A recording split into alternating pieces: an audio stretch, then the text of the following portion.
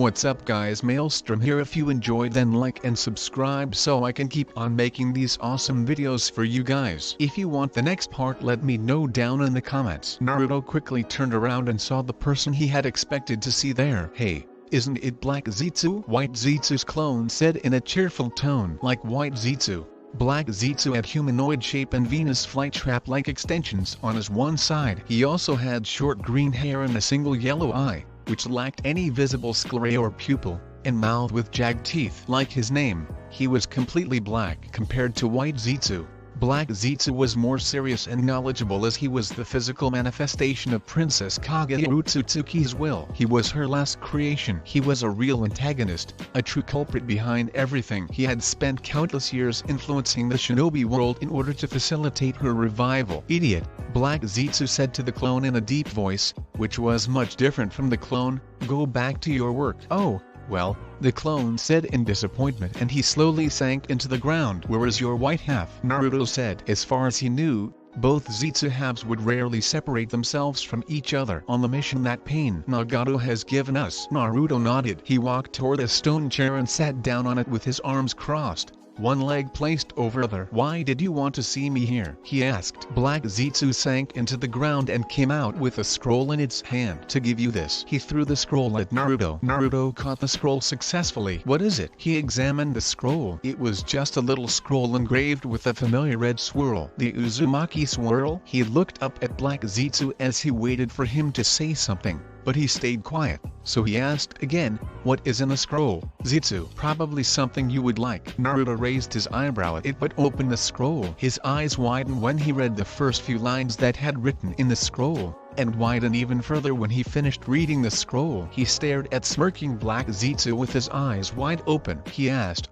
where did you get this information? The smirk on Black Zetsu's face widened further. I've been here since the beginning of shinobi time, he said. I know more about the shinobi world than almost any other individual. If this is true then I want it, Naruto said as he rolled up the scroll. Send some White Zetsu's clones to find its exact location. Why aren't you going there personally? Zetsu's clones can mimic anyone they have been in contact with, right down to their chakra. One clone can easily take your place till you come back. My teleportation has some limitations. It hasn't reached Mom's level yet. If I overuse it, I won't be able to use it until my Rin Sharingan has fully recharged, a process which takes a considerable amount of time, Naruto said. Also, Minato is monitoring me closely. We can take that man lightly. After all, he's a leader of the most powerful shinobi village for nothing. So we'll wait for the right time and I am sure we'll get it soon. Very soon. Black Zetsu had seen the fight between Minato and Toby. The fourth had wrecked the boy twice after figuring out the weakness in his space-time technique. Minato was truly a genius. He nodded his head. Yes, we can't underestimate that man. Anyway, tell me, Black Zetsu, how is your pet project? How is Akatsuki? Naruto asked, resting his chin on a fist. Have they started to capture tailed beasts yet? No, not yet. They are currently collecting funds for the organization. Interesting, Naruto said as his eyes shifted into unique doujutsu. Mind telling me everything about them? Black Zetsu told him everything. He didn't leave any tiny details. He even gave him information about every member with his or her powers and weakness. After getting all information from Black Zetsu, Naruto went into deep thought. Good, but let me know immediately if anything happens in the organization, he said. Black Zetsu gave him a toothful smile, showing his sharp teeth. Yes, I'll keep in touch.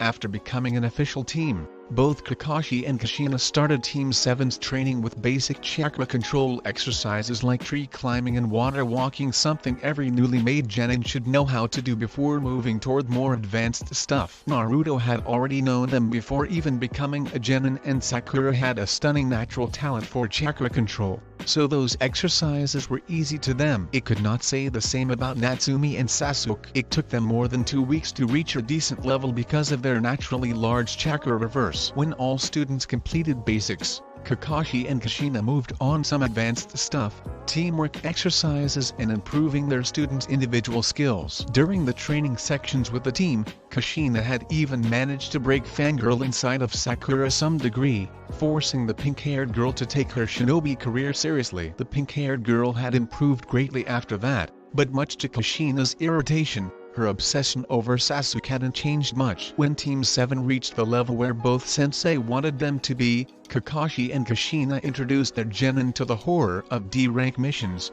lowest classification missions. Those missions were usually assigned to genin team and weren't actual missions that posed almost no risk to the ninja's life. They dealt with tasks as simple as finding missing pets and weeding a garden. This frustrated all genins. The most of them would prefer to practice his or her own ninja skills rather than doing those stupid missions. They were no more than chores. It was just like any other day. Team 7 was waiting for their sensei and teammate to show up at the bridge that had become their usual meeting spot since they had become an official team. Sasuke was leaning against the bridge railing while trying to stand as far away as possible from Sakura, who was trying to get closer to him. Even though she had become less fangirl of him, she was still annoying to him. The third member of their team, Natsumi, was watching the river that was flowing gracefully under the bridge. She was thinking about a way to convince her twin, who had yet to show up, to come back to the home. Suddenly, dark smoke filled the half-bridge. Most surprising things was no one seemed to care about it. It gathered around a specific spot on the bridge,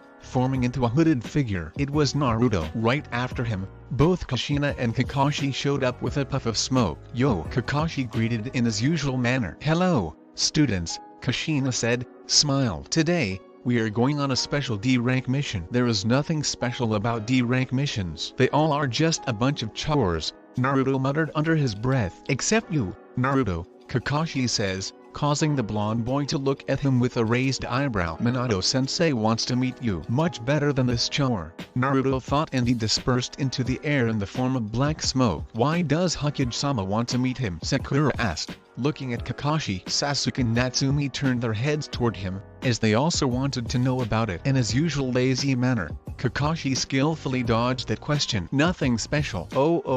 Naruto appeared outside the Hokage office and went in when he got permissions to enter. He saw current Hokage and former Hokage sitting with their two advisors. "Welcome, Naruto-kun," Hiruzen greeted as soon as he saw the blonde boy. Naruto gave him a nod before he looked directly into Minato's eyes. "What can I do for you, Hokage-sama?" he asked. "It's about your special talent," Koharu said, as she quickly came to the point. Naruto turned his head right where Koharu was sitting next to Homura. "Which one?" Adjusting his glasses, Homura answered. "Your wood release." "What about it?" Naruto asked. Naruto didn't like those two. They had a bad habit of poking their noses into someone else. Yamato, former Hokage, called, and a man with short brown hair and black, almond-shaped eyes entered the office. Naruto turned his head to watch the man. He wore a variation of the standard attire of a leaf nin with a flak jacket. In addition to that, he had a Hapori-style forehead protector that framed his face, similar to that of Tobirama Senju. Naruto recognized the man. He was a prior root Anbu called an Amkino. "Naruto, beat Yamato," Hiruzen said. "He is your new teacher. He can also use wood release like you." So they gave him another code name, Naruto thought while eyeing the man carefully who was doing the same as him. "So you are the lone survivor of Snake Sanon's experiment on the first Hokage's DNA," he said, shocking everyone in the office. "How did you know about this?" "It's one of the high-class secrets of the village," Koharu asked, sounding demanding. Naruto scoffed. "Ask your current Hokage, who has a tendency to leave important documents on his study table." Everyone turned to Minato. The fourth's cheeks had turned red with embarrassment. "Sorry." "Just how many secrets you know?" Homura asked, turning back to Naruto. "Not too many," Naruto answered, but inside, he was thinking about something else. I know every deepest and darkest secret of Hidden Leaf Village, you old fools." Hiruzen sighed before looking at his successor's son again. "Keep them secret," he said. Naruto nodded. "I will keep them secret until a certain time." "Yamato," Minato called to get X-Anbu's attention before he gave him a nod. Yamato gave a deep bow before he grabbed Naruto's shoulder and they disappeared in a swirling of leaves. Hiruzen turned to his successor and said, "I should have taught you the proper way to keep a secret before giving my position to you." Homura asked, "What were you doing anyway when your son was reading S-rank documents?" "Well, I was busy," Minato answered. There was a tiny blush on his cheeks. With Kushina, Hiruzen's shit dropped. "Well, I cannot really blame him. It had also happened to me numerous times." "Minato," Koharu said, getting current Hokage's attention. Are you sure he doesn't know the truth of the Uchiha clan's massacre? Minato shook his head. There's no document or file on that incident, so I'm sure Naruto doesn't know about it. How wrong Minato was. His son knew the truth behind the Uchiha clan massacre as well, even more than him. Oh. Yamato and Naruto appeared on a large ground. Naruto's violet eyes looked around to locate where he was. The place looked similar to the training ground 3, which Team 7 used, with some minor difference. However, he could tell this ground was one of restricted training grounds that Anbu used for their personal training. The safest training grounds to avoid unwanted eyes. Yamato turned and looked down at the blonde boy. Well, Naruto interrupted, call me just Naruto. Yamato stared at him, confused, but nodded anyway. Well, Naruto-san, first, show me what you can do, he said politically. Naruto nodded, and waved his hands up. In less than a minute, he was standing on a branch of a fully grown-up tree. He jumped onto the ground and waited for Yamato's reaction. Your control over wood release is impressive, Yamato said as he was clearly impressed by his display. Wood release was very hard to control due to the sheer life force it had. Do you know any jutsu? He asked. Naruto smirked. Just because he had decided to hold back his real skill of using wood release didn't mean that he couldn't show up. A little. He began to make hand seals. It was a low-level version of his favorite move, wood release secret technique, nativity of a world of trees. He finished the last hand seal. Wood style, giant forest jutsu. Small trees started popping out of the ground, so Yamato jumped out their way. In less than a minute, a small part of the training ground filled fully matured trees. Naruto fell on his knees and made a fake painting sound. This way he would get an excuse for showing such level of technique. Good, you are much better than I thought, Yamato says, clapping for him, as he walked toward him. But where did you learn this technique? Well, I sneaked into the Senju library to learn more about wood release, Naruto said. It was a half-truth. He didn't sneak into the Senju library. Zetsu did. How did you sneak inside the Senju library? Yamato asked. He had once tried to go inside the library, but it had turned out a complete failure because of a blood seal placed on the door. I'm from the Uzumaki clan. We are distant blood relatives of the Senju clan, Naruto answered. And the seal is designed by the first's wife, Bito Uzumaki. Yamato nodded. It made perfect sense. Oh. Minato was speaking with former Hokage and elders in his office. They were discussing on some vital matters when the door to the office flung open and Hokage's daughter walked in holding a cat, followed by remaining Team 7 and their Junin sensei. Both sensei looked perfectly fine, but the condition of all three genin weren't good. Their clothes were ragged with mud on them. There were also minor bruises and scratches on their faces. Daddy, Natsumi shouted, holding the brown-colored cat up. The cat had lighter-colored markings on her head and amber-colored eyes with the red ribbon on her right ear. Her name was Tora, infamous the demon cat Tora, the bane of every leaf ninja's existence. Tora had a bad habit of running away from her owner, who was none other than Madame Shy Jimmy, the wife of the fire daimyo. I don't want this little monster's mission again, she added angrily, as both Sakura and Sasuke nodded their head in agreement. They had caught this little monster after searching her 3 hours.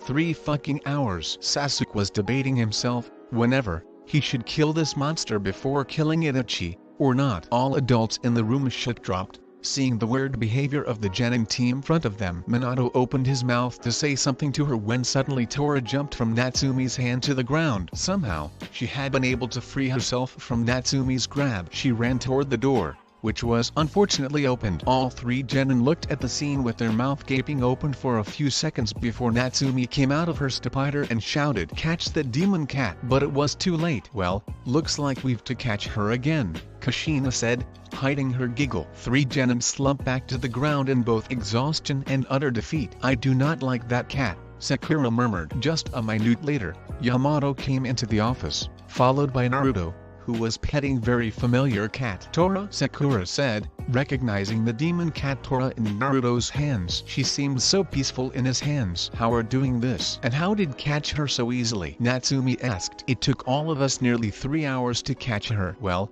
because I'm good, Naruto answered. He patted the cat on the head. No one except adults in the office noticed the genjutsu that Naruto was using on Tora to calm her down. The way he was using his genjutsu skill clearly impressed all of them. All genin, you are dismissed, Minato ordered. And Naruto, give Tora to Kakashi. Naruto did as Minato asked him to do and left with other genin. When all genin left the office, Minato performed some hand seals for privacy jutsu as the room glowed bluish for brief seconds before it turned back to normal. Give me a report, Yamato, he said. Well, his control over wood release is impressive. Even I wasn't that good when I had first started to learn wood release, Yamato said. He was obviously impressed by Naruto's talent. The boy was really a genius. How long will it take him to learn to suppress the tail beast chakra? Killer asked. I don't know. Maybe 1 year or more. It depends on him, Yamato said. They began to discuss on Naruto and other important matters, without knowing one of White Zetsu's clones was watching them and hearing their conversation.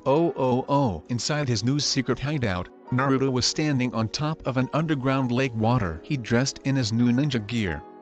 A black zipperless hoodie with red lining, a mesh armor with navy accents under an identical t-shirt with dark blue pants and matching shinobi sandals. Some White Zetsu's clones were arranging the place for him. Alone on the surface of the water, Naruto took a breath before he gracefully drew his ninjato blade in one smooth motion. He gave it a few practice swings and marveled at how quick and powerful it felt. He then began practicing his swordplay, performing swings and slashes against an imaginary opponent. He spent a few hours practicing to perfect his sword skills before he fell on his knee, panting. Naruto looked down and saw his own reflection in the water. He looked paler than usual. His hair looked like it had been bleached and also had a streak of a light color that perfectly matched Kaguya's hair color. So mom's chakra is still affecting my body, he thought. You do know that ninjato is a gift from Kushina, right? Naruto stood up and turned his head to see Black Zetsu, in his merged form, emerge from the ground. Together, two Zetsu were easily distinguished by two large Venus flies trap-like extensions enveloping their head and upper body as a shell. It gave them a plant-like appearance. Of course he knows,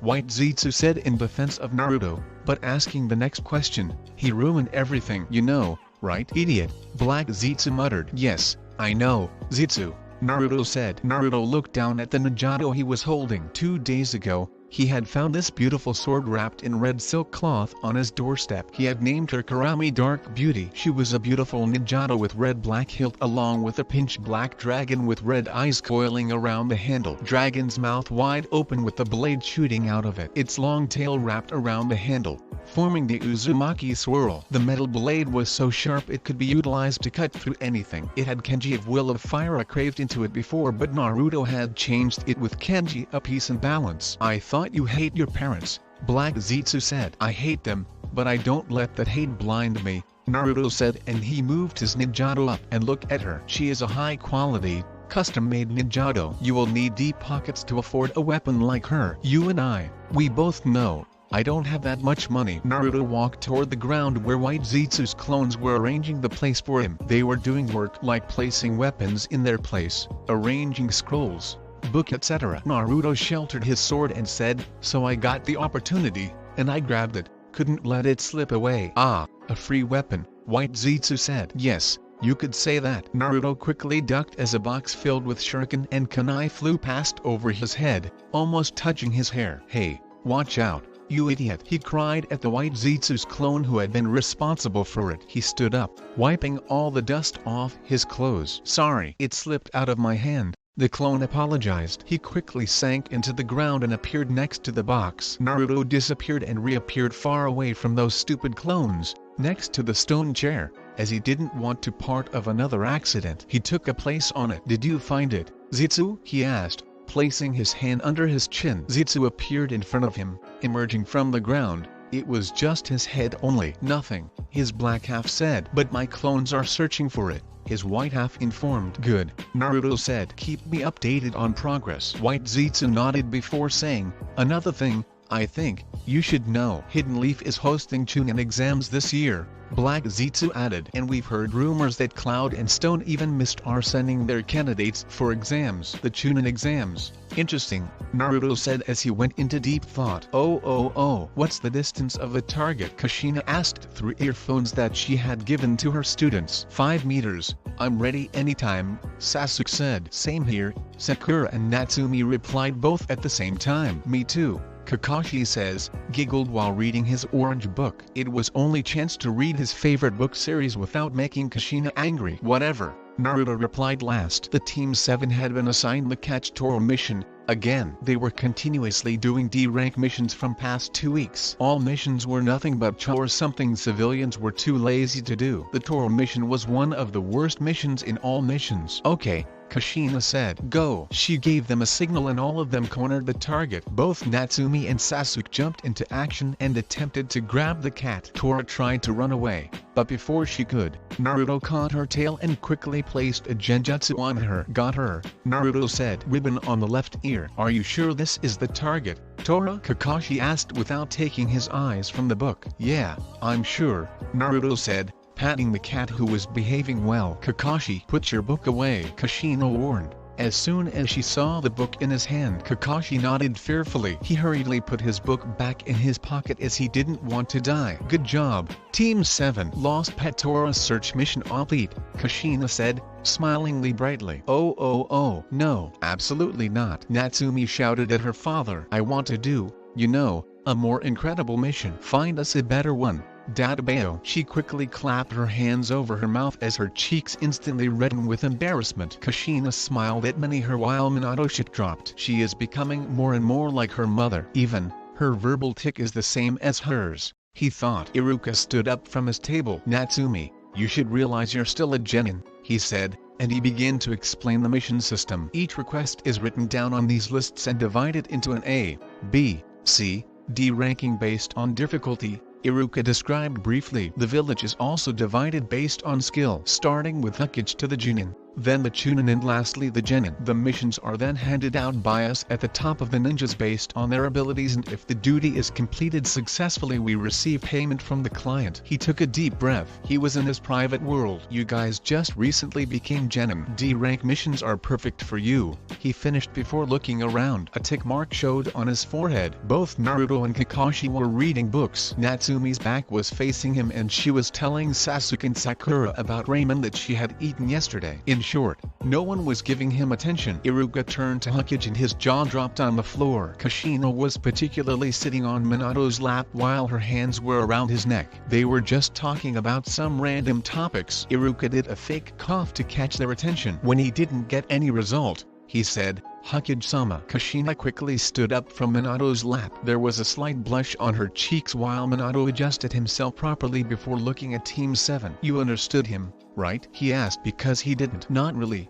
Naruto said as he closed his book and looked up. But, I've heard that Team 8 is on a C-rank mission. Is this true, Iruka-sensei? What? Natsumi and Sasuke shouted at the same time. They snapped their heads toward their former teacher, demanding an answer from him. Iruka sighed as he knew what was coming. Yes, it's true. Their mission is to escort the master bridge builder to the land of waves and protect him while he finishes building his bridge, he said. Naruto didn't have any hope that Team 8 would return back to the Hidden Leaf safely. His spies had told him about the land of waves condition, which was very bad. A gangster named Gato, who was ruling over that area, had hired the demon of the hidden mist Zabuza Momoki to kill the bridge builder, who was in Team 8's protection. In short, the mission was not a simple C rank. Its difficulty level was in between A and B. Team 8 wasn't a suitable team for that kind of mission. It wasn't a combat team, it was a tracking team. There were too many gaps between Zabuza and Kurenai's skills as well. Zabuza was in Amble before joining the Seven Swordsmen of Mist, where Kurenai was a newly made Junin. She didn't have skills and experience to confront a ninja like him. Even if she did have them, she couldn't protect her students and client at the same time, not without sustaining any major injuries in the fight. Dad, we also want a C-rank mission, Natsumi said, nearly shouting to prove that she wouldn't take no for answer. Minato rubbed back of his head and thought something before he said, well, Hokage-sama. An unknown Chunin called urgently, as he ran into Hokage's office. He gave a slight bow before saying, Team 8 needs backup. Their Junin-sensei is injured. What? Minato says, but how? We don't know. The message is very short, so it would seem. Minato sighed and he turned to Team 7's both sensei. Are they ready for a higher class mission? Kushina and Kakashi looked at each other before looking at their students. Sasuke and Natsumi looked determined to do this mission while Sakura looked slightly nervous. They didn't blame her for that. It was going to be their first real mission. Then they turned to the final member of their team, Naruto, who looked bored like he didn't care about it. Kushina turned her back to her husband. They're ready, Minato-kun,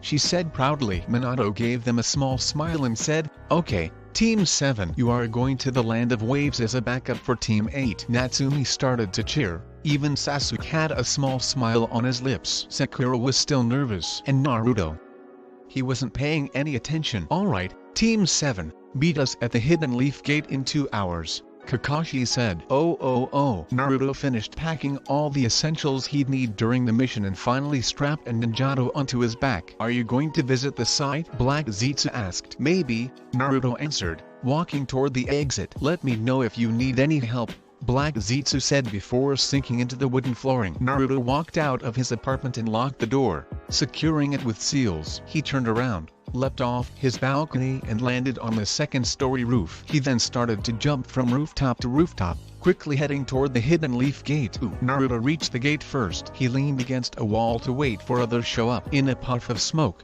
Kakashi arrived before everyone could show up. Naruto raised his eyebrow. "You've come before the time?" he said. "Hey, I'm not always late," Kakashi said. Naruto gave him a deadpan look. "Okay, I've come late to our meetings and training sections many times and I admit, I'm not exactly the most punctual person, but I'm not the worst. There are a lot of people worse than me in that department." Naruto shook his head and took out a book from his pouch. "Whatever helps you sleep at night, Kakashi-sensei," he said. Kakashi sighed, knowing there was no way he could win this argument. He then followed Naruto's example as he pulled out his Icha book and started reading. A minute later, Sasuke showed up, his #1 fangirl, Sakura, following shortly behind him. Both of them wore their regular ninja clothes. In addition, they had backpacks on their backs to store their extra ninja supply and essential things they'd need during the mission. On the way, Sakura saw that Kakashi was already there. He was standing beside Naruto and reading an orange book. "Kakashi-sensei,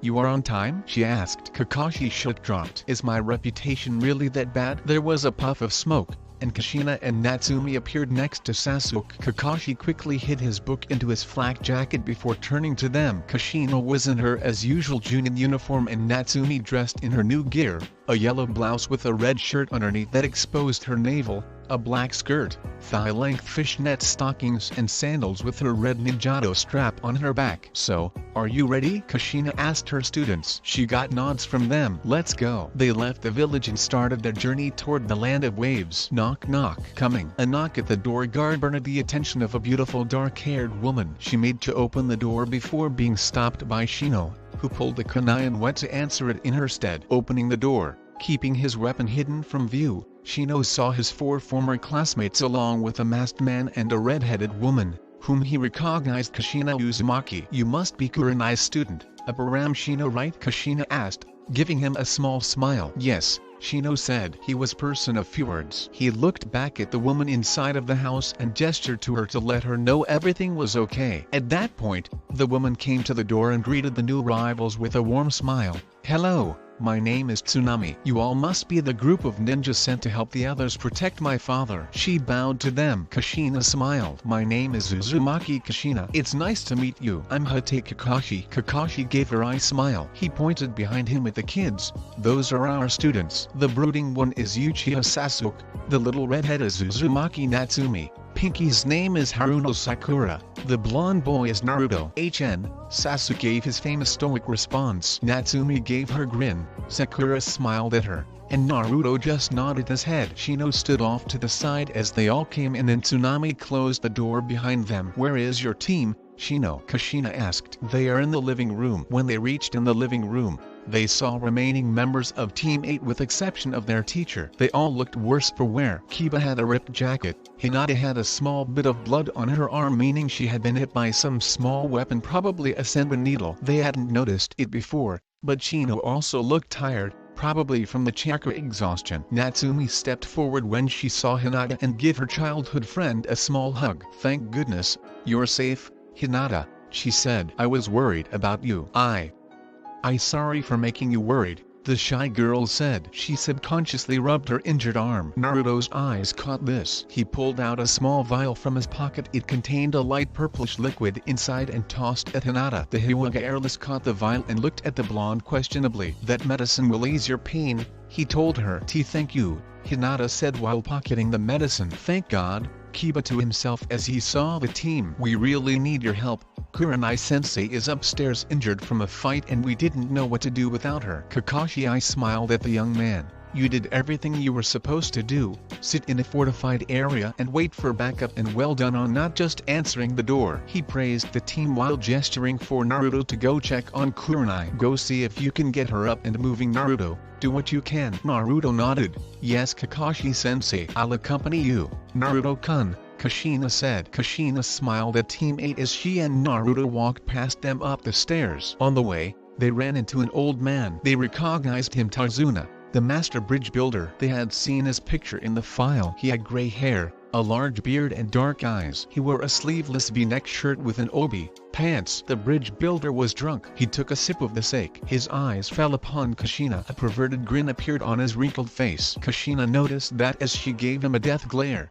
making the old man nearly piss his pants. He quickly moved away from her with fear in his eyes. Idiot, Naruto thought as he and Kushina walked into the room. Kurenai was laying down asleep, but her dress was ripped in the stomach and they could see clearly that there was a rather deep cut on the abdomen that wasn't healing right. Naruto quickly placed some seals on her body. What are those seals for? Kushina asked, pointing at the seals that were blinking in a purple light. Naruto didn't look at her as his all attention was on Kurenai. Why are you asking me? You're an Uzumaki. Finjutsu is in your blood, he said. Kushina signed. She should have expected this kind of answer from her son. Let's see. She watched the seal carefully. It didn't take her much time to understand those seals. So these are medical tags, she said. Where did you get them? They are more advanced and complicated than those tags we use in hospitals. I made them. You made those tags? I didn't know you know Finjutsu. There are many things you don't know about me. Kushina watched her son making some hand seals. He had come this far in the Finjutsu,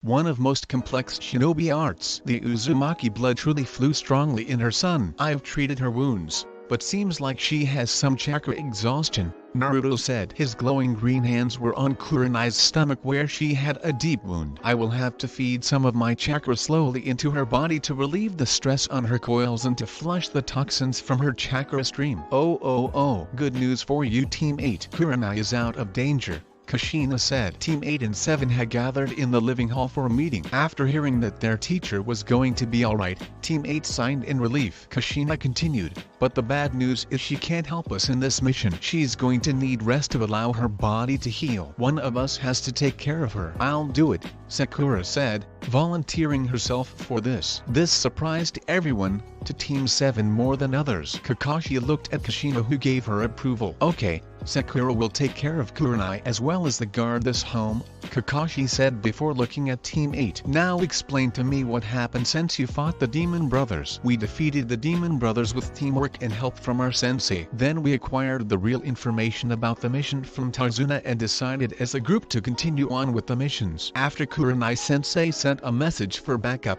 we took the boat ride to the village. Then we encountered a missing ninja by the name of Momoki Zabuza. Taking a breath, Shino paused. Then before he could continue, he was interrupted. Momoki Zabuza?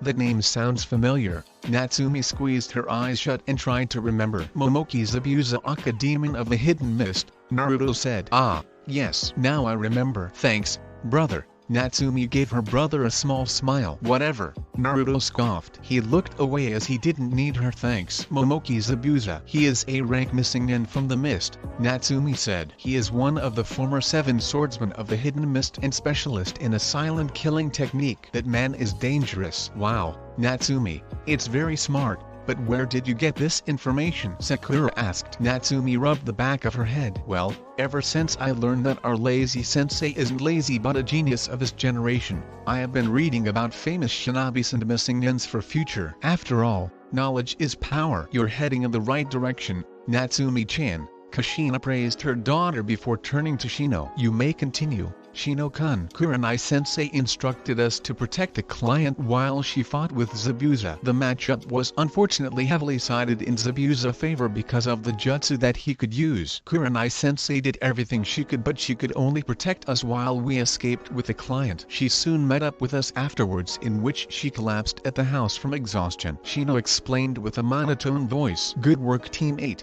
Did Kurenai say anything to you before she collapsed? Kakashi asked. Oh, She did mention that Kiri Hunter Nin took Zabuza's dead body. Kiba remembered. So Zabuza is dead, Sasuke said, sound disappointed as he really wanted to test his strength against the powerful ninja like Zabuza. Naruto said suddenly, I'm not so sure. What do you mean? Kiba asked as he looked at Naruto. What are you not sure about? Naruto looked at Team 7 and 8. The Hunter Nins usually dispose of the body of the person they killed right there. That way no one has a chance to discover the secrets. Kakashi and Kushina suddenly realized the entire situation. So what? Sakura asked, who didn't have any clue what Naruto was saying. It means Zabuza may be alive and that Hunter Nin who took his body is his companion. Kushina informed all Genins. The announcement that Zabuza was alive seemed to have varying levels of effect on those in the room. Natsumi seemed excited. Sasuke was smirking, thinking he would get a chance to fight a strong opponent and prove himself as an Uchiha,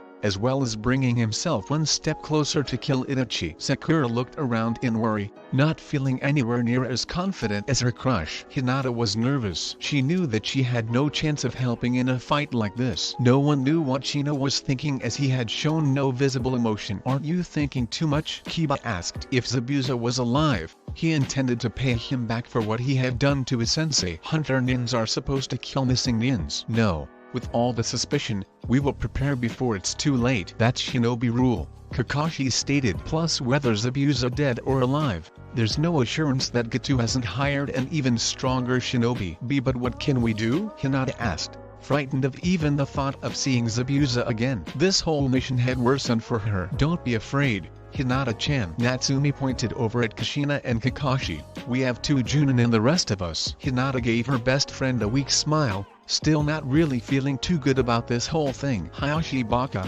look what you've done to your sweet girl. Kushina blamed him for Hinata's lack of confidence. But again, I'm not better than you, she thought sadly, eyeing Naruto. It was her and Minato's fault that had changed her son. Naruto used to be a sweet and bright child, but he had become a shadow of its former self. Kakashi-sensei, I'm going outside to gather some medicinal herbs, Naruto informed. Natsumi took a few steps toward Naruto and said, brother, I'm coming with you. It's not safe to go alone. I didn't need your help. If you go with me, you will be a burden to me. But what if Zabuza isn't going to attack soon? Naruto cut her off. From what Shino told us, Zabuza is also injured. It will take a while for him to recover. Angrily Natsumi opened her mouth to protest, but her mother stopped her. Let him go, Natsumi. But Natsumi wanted to protest, but she couldn't. Thank you, Naruto said and quickly left the room, closing the door behind him. Oh. Naruto leapt from tree to tree, gracefully jumping from branch to branch. He had heightened his sensory ability to make sure no one following, as he didn't want to screw up this golden chance. He jumped from tree to tree, branch to branch. He didn't stop till he reached his destination. When he saw a clearing, he pumped chakra to his legs before jumping high into the air and landed on the green ground silently. Zetsu, have you found the entrance? Naruto said. He took a few steps forward before moved his head to the right. He saw Zetsu emerge slowly from the grassy ground. Yes, we've found it. White Zetsu started. The black Zetsu completed, but it's protected by a strong barrier. I'll handle that barrier, Naruto said, removing the gloves he wore. Now, get ready for the switch. I require a white Zetsu's clone for this process. A white Zetsu clone emerged from the ground near Naruto. Hi, he said as he waved at Naruto. Naruto bit his right thumb and started to make some hand seals. Is it going to hurt? The clone asked, nervously. I don't know, Naruto said, completing the last hand seal. Let's find out, shall we? He thrust his right hand into the clone's chest. A small seal array materialized on the clone's body. It doesn't hurt, the clone said before ripple formed on his skin. The ripples had started from his chest before spreading all over his body. Good to know, Naruto said, removing the hand from the clone chest. Naruto watched the clone's body begin to melt. First, he thought his experiment failed.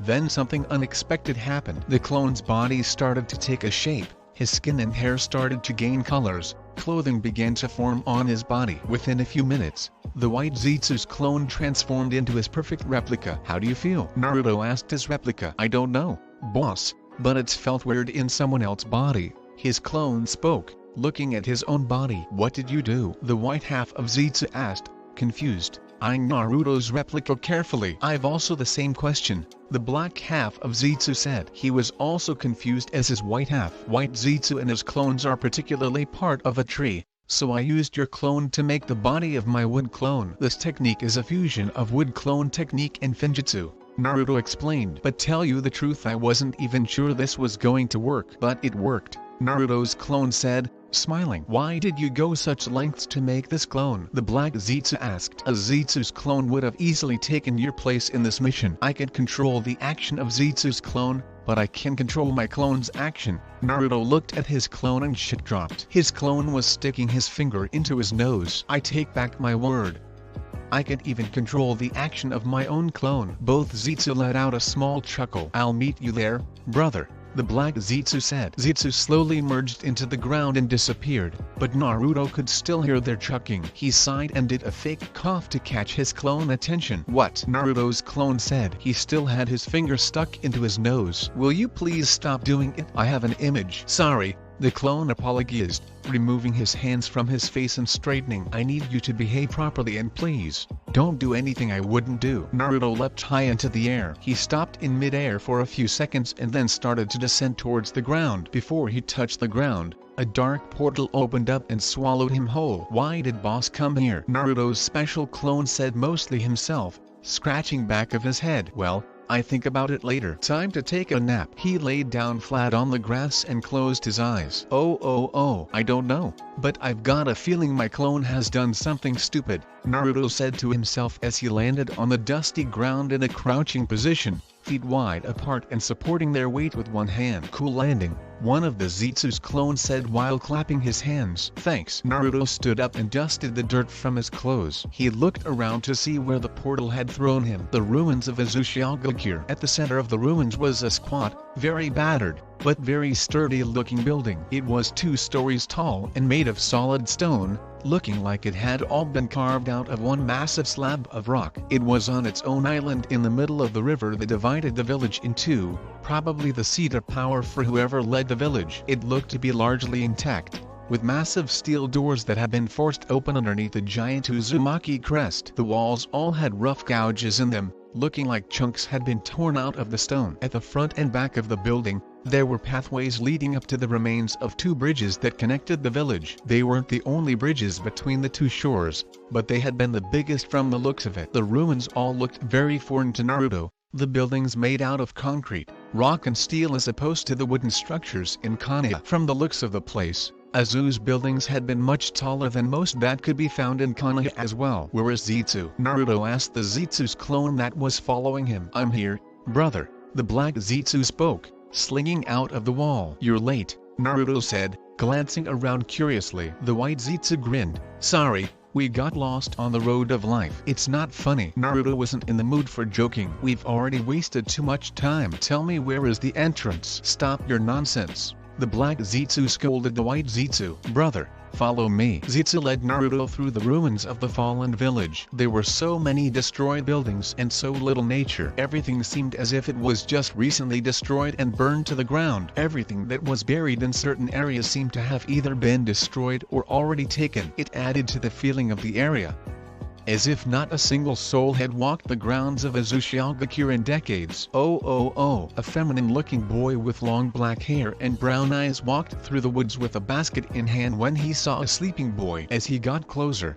he took note of the headband wrapped around his arm. A Konoha ninja? But this one isn't any of the ones that we saw last time. Did they get reinforcements? I've left all my weapons at the hideout. He narrowed his eyes and set the basket down before quietly creeping up to him, slowly extending his hand to strangle him right then and there. Right as his hand got in range of touching his throat, the blonde grabbed his wrist and forearm with both hands and wrapped his legs around his neck and arm, proceeding to turn the tables and choke him with his legs. When Naruto opened his eyes, he saw a boy his age slowly turning red in his grasp. Naruto quickly set him free, before backing away against a tree. I'm so sorry. I didn't mean to do that to you. I'm sorry. The boy sat on his knees coughing as the color of his face started returning to normal. He looked up at the boy that had almost killed him. Boss is gonna kill me. I nearly killed a civilian. Naruto's clone took a closer look at the boy. Why is he wearing woman's clothing? Does he like cross-dressing? He thought when he saw the boy wearing a pink, sleeveless kimono. He narrowed his eyes, sensing the feminine boy's chakra. He has a strong chakra for a civilian. He must be Zabuza's subordinate. He looked again at the boy and then thought about Zabuza. I didn't know Zabuza swing that way. Did he cross-dress to seduce Zabuza? Perhaps. Zabuza isn't gay, but his subordinate is trying to catch his attention by wearing woman's clothes. It's okay. The boy finally said, you must have been quite on edge to attack like that. My name is Haku, by the way. He gave a disarmingly beautiful smile. Naruto didn't react to him. Obviously, Haku thought that he would fall to his cough woman's charm. I'm Naruto, he said. Silence. No one spoke. The feminine boy fidgeted on his spot at the uncomfortable silence. Say, are you a ninja? He asked, trying to make conversation. I mean, you're strong and you have a forehead protector. You're right, I'm a ninja. Why did you ask? Nothing. I'm just curious. Curiosity killed the cat. Naruto's eyes fell on Haku's basket. The boy had collected some special herbs that used to make strength drink. Tell me,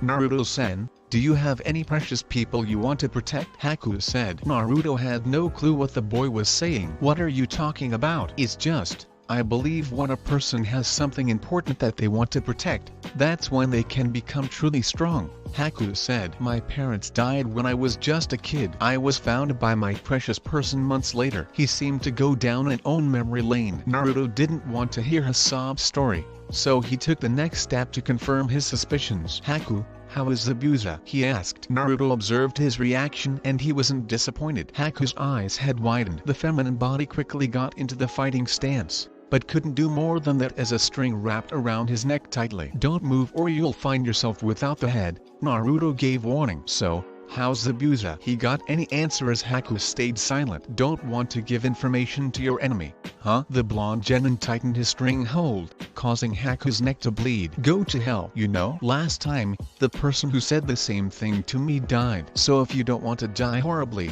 tell me. It's not like you'll lose something in the process. I'll even let you go. I'm in a pretty good mood today. Don't ruin it. I will never betray Zabuza-sama. Kill me. I won't tell you. Your loyalty is admirable. Haku knew a swift move from the blonde genin and he would die. But there was way. Concentrating on his bloodline, he formed an ice using the water around him and froze the string. He hit the frozen string, effectively destroying it. Wasting no time, he formed an ice mirror and stepped inside. Naruto raised his eyebrow as he watched the mirror dissolve into water and drop to the soil the ice release. So he's a member of Yuki clan. That's interesting. Oh, I told you, Mom, I should have gone with him. Natsumi argued with her mother. She was clearly worried about her father. 4 hours had passed. There was still no sign of him. Kushina cut off by a loud noise. The front door had flung open. There stood Naruto with 4 fish in hands. I brought our dinner, Naruto said, walking in. He offered his fish to Tsunami, who gladly accepted. Kakashi looked up from his orange book. You're late, Naruto. Sorry, I was lost on the road of life. Then I ran into one of Zabuza's accomplices and had to fight him to come here, Naruto said with straight face. Everyone should dropped at his unbelievable answer, except the teammate, who hadn't known Kakashi very well, looked at Naruto in disbelief. Naruto, I'm so proud of you. Coming up with such an awesome excuse. I now feel like my time being this team sensei has truly borne fruit. Kakashi gave a nice smile. He yelped when Kushina slapped him upside the head. It's not the excuse. It's true. The clone screamed in his mind, realizing no one was believing him. I lost in the forest and fought with Haku, who is working with Zabuza. Oh, I don't know why, but I really want to kill my clone now, Naruto muttered while following Zetsu. How far away is that place from here? We'll reach there in about 10 minutes, the black Zetsu said. You said the same thing 15 minutes ago, Naruto said. When the group finally arrived at their destination, the sun had disappeared completely under the horizon, the only sources of light being the stars and the green glow of thousands of fireflies flitting throughout the ruins. This is the entrance, the black Zetsu said. He pointed to a large rock. There was a complex seal carved minutely on the smooth gray face. But be careful, brother, a complex seal protecting it. Don't worry, black Zetsu, Naruto said, walking toward the rock. I have the blood of the Uzumaki clan, which is the key of the seal. He bit his thumb, just enough to draw blood. He smeared the drop of blood across the seal. When his blood touched the seal, it started to shine, opening a shimmering blue portal. "You did it," the white Zetsu said. "I know," Naruto smirked. "Let's go. The protecting barrier has gone." The black Zetsu summoned few Zetsu's clones. "Protect the entrance and make sure no one comes near this place," he said. Naruto and Zetsu stepped into the portal that was connected to an unknown place. "The Uzumakis were really something," white Zetsu said. "Yes," black Zetsu admitted. He glanced around. He was amazed by the immense size of the place. "So this is the lost dimension of the Utsutsuki clan." The library of Benzogen. It was the name of the dimension they were in. The place was an incredibly large library that seemingly had endless floors. The interior walls were shaped like a hexagon, with numerous shelves at each side arranged in various patterns. Neatly arranged scrolls and books on all those shelves were holding a vast amount of knowledge of Utsutsuki clan and every dimension they had invaded. The floors were linked with each other with what seemed to be bridges, serving as a passageway between sporadic flats in the library. Naruto pulled a seemingly random book from a shelf,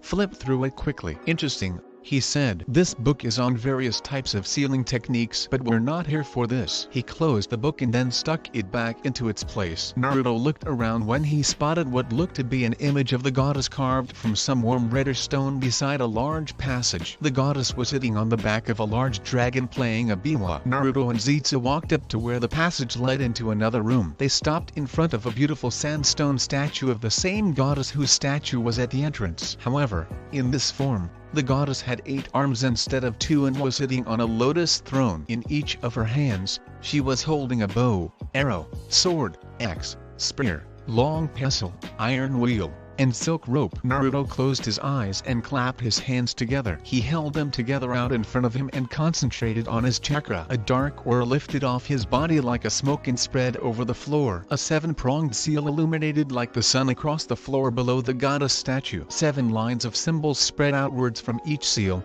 away from the inside of the formation, stopping at the same time and forming another line that connected the ends in a circle. The goddess statue moved, revealing a secret passage underneath. "Another passage?" white Zetsu said, annoyed. "Just how far we have to go to get that thing?" "This is the last one, I think," Naruto said, muttering the last part under his breath. Naruto walked down the passage, ignoring the seals that dimly illuminated the pathway. He knew the place he was looking for would be on the other side of the passage. The end of the passage was a large empty room. In its center, hovering in a dim white light, was a strange brownish-orange mask with black marks on the corners of the mouth and eyes. It had a large white beard with what seemed to be unruly eyebrows and a mustache. "A mask? We came here for an old mask," white Zetsu said. "This is not just a mask," black Zetsu said. "This is the mask of Tarakudo, Lord of all Oni. This mask is a powerful artifact. Many have tried to control its power, but no one has succeeded in it,"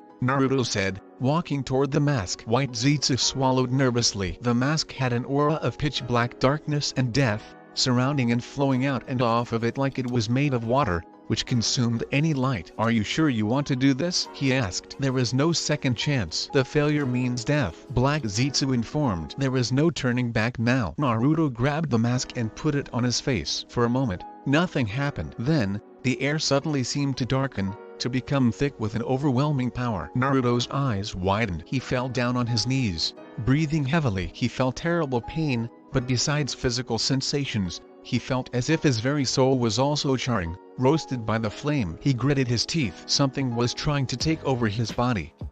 He could feel it. Several shadows began swirling around Naruto, lashing at him like tentacles. They wrapped around his arms and legs. Naruto struggled to break out of their hold, but the tentacles started to drag him into the floor, into some kind of a dark portal. "What would happen to us if he died?" white Zetsu asked as he watched shadows pull Naruto into the portal. Black Zetsu opened his mouth and then closed it immediately. He hadn't thought about it. Oh, Mom!" Natsumi screamed. The door of a bedroom was flung open. "Natsumi, what happened?" Kushina asked. Natsumi was kneeling beside her brother. Her eyes were watering. Kushina's eyes widened when she saw her son lying on the floor, unmoving. She immediately moved toward her children. She grabbed Naruto's arm. His body was like a furnace, burning away. Shaking him, she tried to wake him. Nothing. She yelled at him. Nothing. The image of 6 years old Naruto lying on the hospital bed flashed in the front of her eyes. Naruto. Oh, a child? A child wants to control me. Naruto was on his knees. His violet eyes were glaring at the large, brownish-orange floating head with green-yellowish eyes. Around them was an empty black void filled with an eerie mist-like sky. He was the place that called the Shadow Realm, an alternate dimension where the shadows lay. Naruto got up and threw a punch, but it just passed right through the floating head. The Lord of All only laughed. Naruto screamed when a charge of electricity racked his body. A physical power is useless against a spirit like me. Give up. I promise I'll make your death less painful. Naruto groaned, but began to move, trying to find some place to put his hands and feet to try and stand up. An invisible force slammed into him and sent him flying. Naruto lay on the non-existent floor feeling pain. He willed himself to make it to his hands and knees. He forced each muscle in his body to move. Despite the incredible pain, he swayed back and forth. "You're a stubborn child." Tarakudo laughed as he watched the boy struggling to get up on his feet. "What? Do you want to say something?"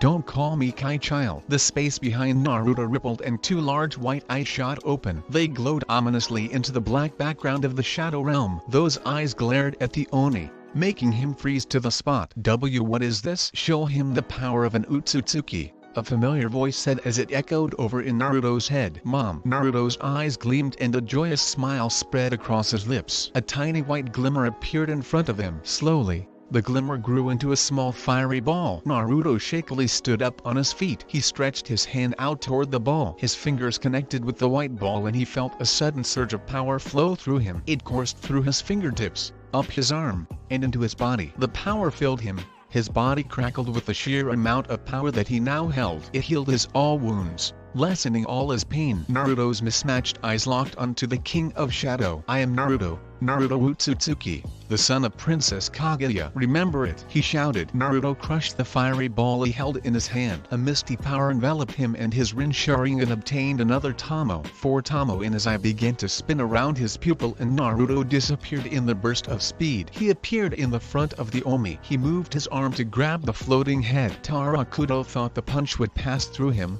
but to his surprise, Naruto's hand connected him. How? Don't underestimate Rincharingan. It has the power of beyond life and death. The Oni felt his power being pulled out of him. What are you doing? You don't need to know," Naruto said. The Lord of All Oni began to break down. Cracks formed all around his skin. Tarakudo let out a scream before bursting into several particles. The particles moved, swirling around Naruto. They concentrated on his forehead and absorbed in his body, giving him a black diamond-shaped mark the forehead. "I feel different," Naruto said mostly himself. Shadows were flocking around his body, moving like they had their own mind. I think I can control them." Naruto waved his hand and shadows moved away from him. He stretched his arm forward, coping his hand's movement. Shadows conjuncted a giant hand of shadow that followed his hand movement. Oh. Naruto got up. When he opened his eyes, he saw the Hyuga heiress kneeling beside her injured teacher. "Do you want anything, Naruto-san?" she asked. She peeled off kurenai-stained bandages and cleaned up her wound with alcohol. She wrapped new bandages around the wound. "I think her name is Hinata," Naruto's clone thought. "No, thank you," he said. He got to his feet and did some stretching exercises. "Naruto-san," Hinata said to get Naruto's attention. You were unconscious for nearly 3 days." "What?" Naruto said, snapping his head toward the Hyuga. He looked at her face. "Just what happened to you, boss?" "I felt like someone had shredded off my connection with you." He asked Hinata, "Where are the others?" "They are guarding the bridge." Naruto about asked another question when he heard a scream. Both he and Hinata immediately set off to find out why. Inari was in the bathroom, getting cleaned up when he heard his mother scream. He raced down the hall and burst into the kitchen. "Inari, no, run!" Tsunami shouted. "Should we take him, too?" Waraiji asked Zuri. "We only need one hostage," Zuri responded. "I guess I can kill him, then." "I've been wanting to cut something all morning." Waraiji drew his sword. Inari was paralyzed by fear. Even as the words of Keizo drifted through his head, about protecting what's important, all Inari knew was that he was scared, about to die, and couldn't save his mother. "Wait!" Tsunami barked out the single word sharply. "Don't you dare touch my son. If you do, I'll bite my own tongue off and drown in my blood." "Then what will you do for a live hostage?" Zuri and Waraiji exchanged glances, debating whether she was serious or not. They couldn't take the chance. Both sheathed their swords. "You got lucky, kid. Your mom saved you," Zuri commented as he and Waraiji tied Tsunami up. They forced her to walk, leaving Inari alone. He began to sob, Thinking of all that had happened, Kaizen's words caused Inari to stop crying. For the first time, he put his own life on the back burner. With his fists clenched, he ran outside. "Mommy!" he shouted, before running blindly toward the two samurai. The two samurai grinned at each other and drew their swords. It wasn't every day they got someone so willing to die. Their blades flashed down and cut Inari in two. But Inari was gone. A log turning quickly, the two samurai saw that their hostage was also gone, replaced by a log. Naruto put down Inari and Tsunami. "Hinata, take care Tsunami and Inari. I will handle them," he said, drawing his sword. Waraiji began saying in a mocking tone, "What are you? Talk too much," Naruto said. His sword had been buried in Waraiji's chest, piercing his heart. Naruto pulled back his sword and the dead body fell on the floor. Zuri took a few steps back, fear quickly rushing throughout his body before he met the same fate. "Hinata, clean up this mess. I'm going to go help others, the rest here is up to you." "Okay." With that, Naruto zipped away to catch up others. Hinata was too late to stop him. She looked at the dead bodies and shivered, knowing she would remember all of this for as long as she lived. What am I going to do with them? Oh. The real Naruto levitated up from a shadow portal and landed in silence. "Brother, we really thought we'd lost you," Black Zetsu said. Naruto walked toward Zetsu as he said, "Have faith in me. I'm not going to die without fulfilling our goal." "So, what did you get?" White Zetsu asked. "More than I could have ever imagined," Naruto replied, and he motioned with his hand. A dozen shadows came out of every dark corner of the room and stopped in the circle around Naruto. All shadows distorted before taking shapes of tall men wearing black ninja suits with dark red and blue accents that covered most of their bodies and faces. All men inclined their heads silently with a slight bow toward Naruto. "Okay, what are they?" White Zetsu asked. Both Zetsu looked at new rivals. They all had identical features like grayish blue skin and glowing